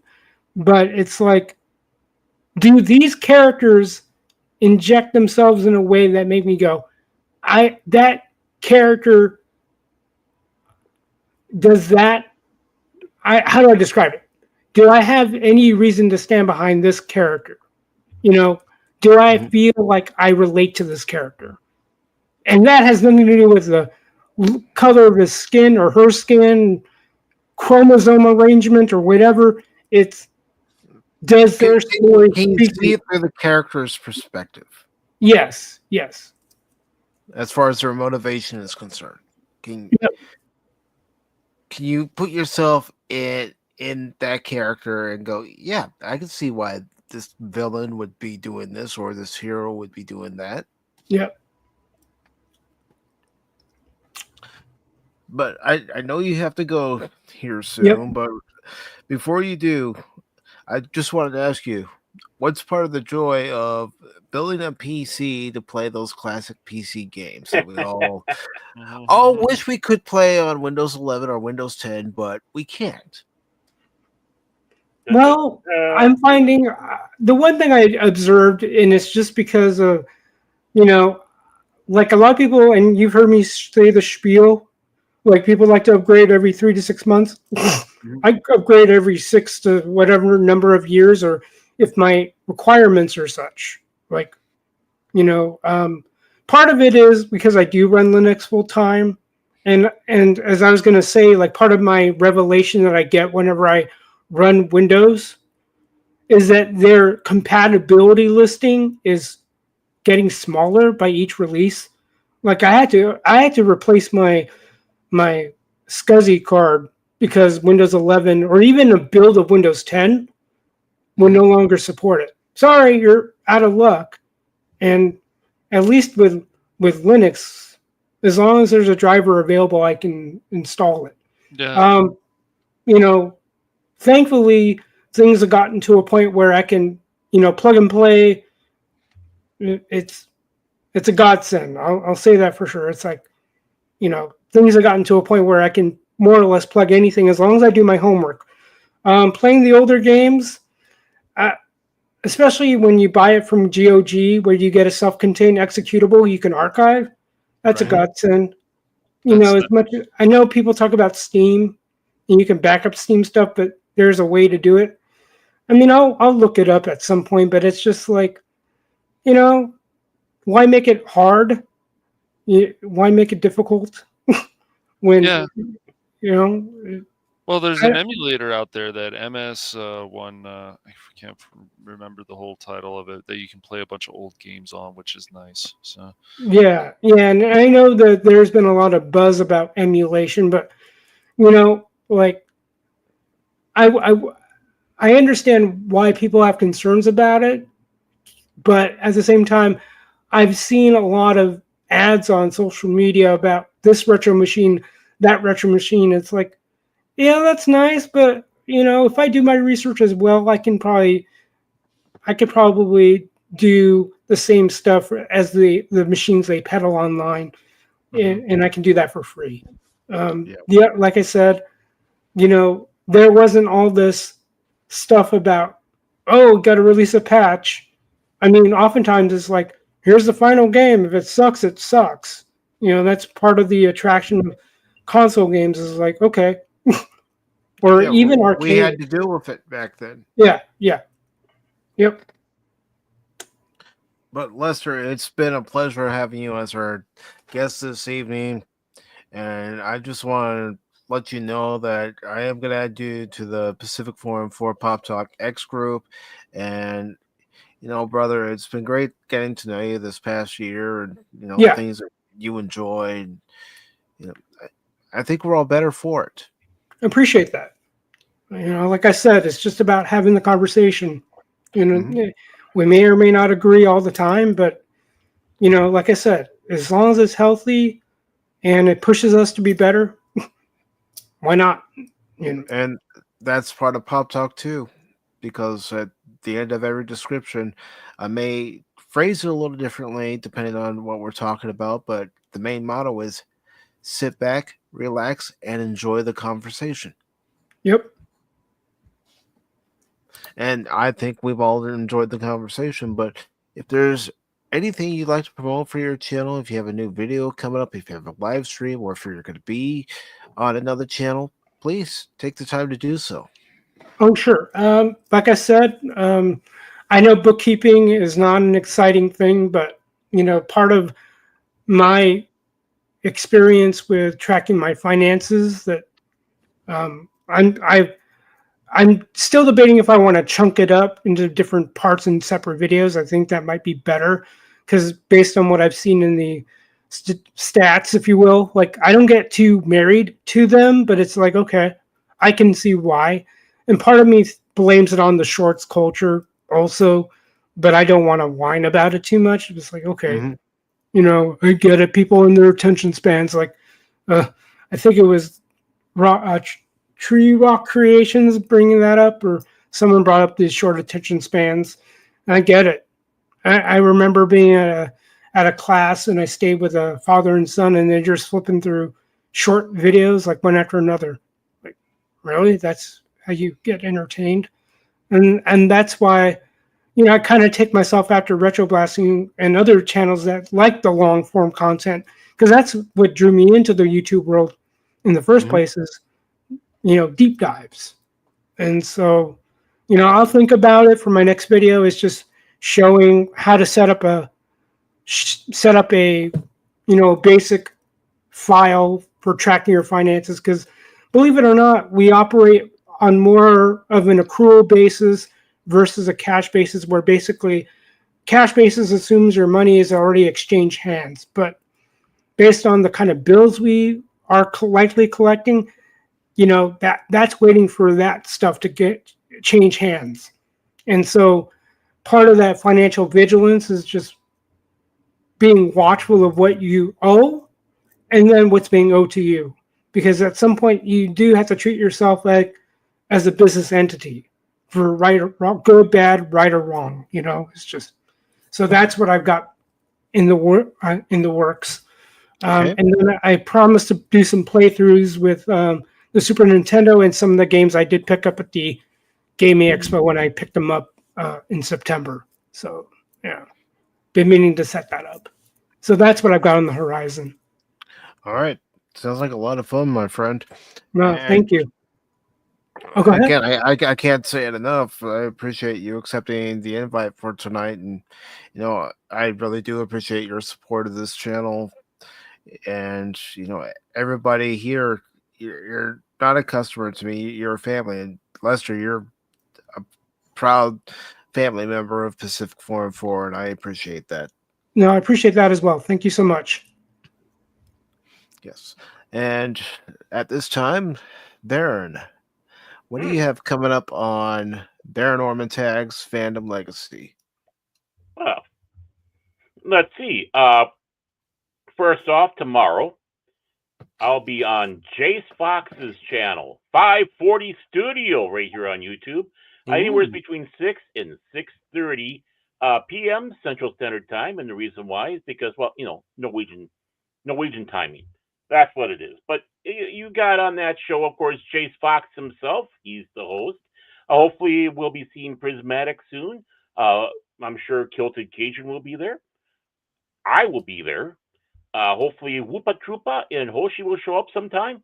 But I know who won't be showing up because he's got to go to a movie, and that's Cash Monet. But normally, he's there. So I won't hold it against him this time.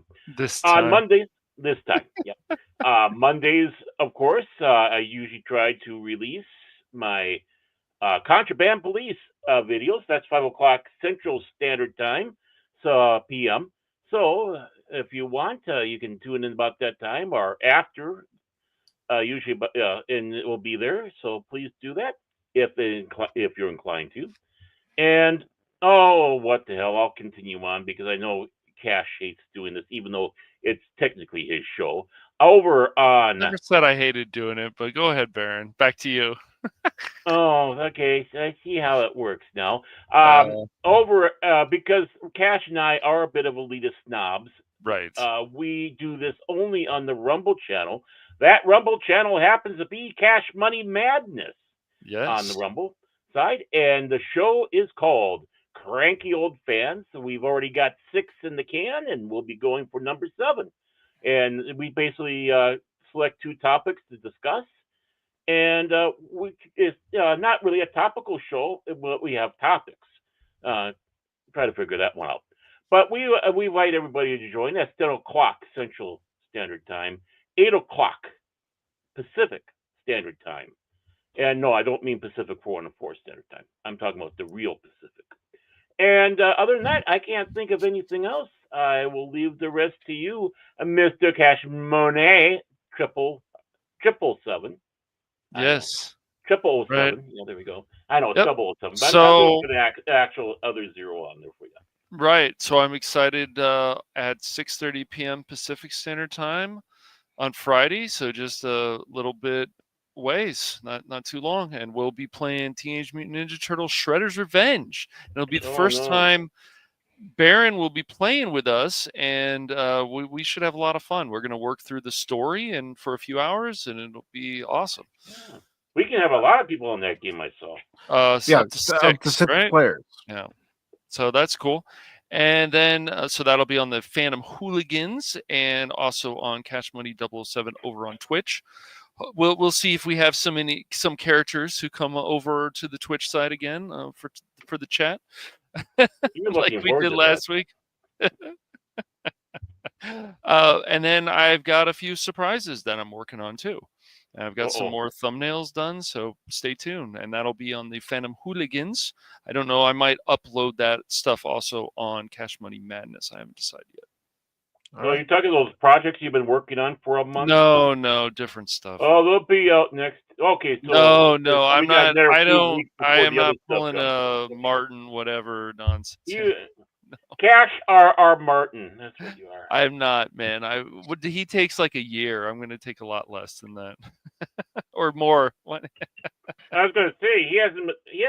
What was it? Isn't there a few books he still hasn't finished? Right? Yeah, at least.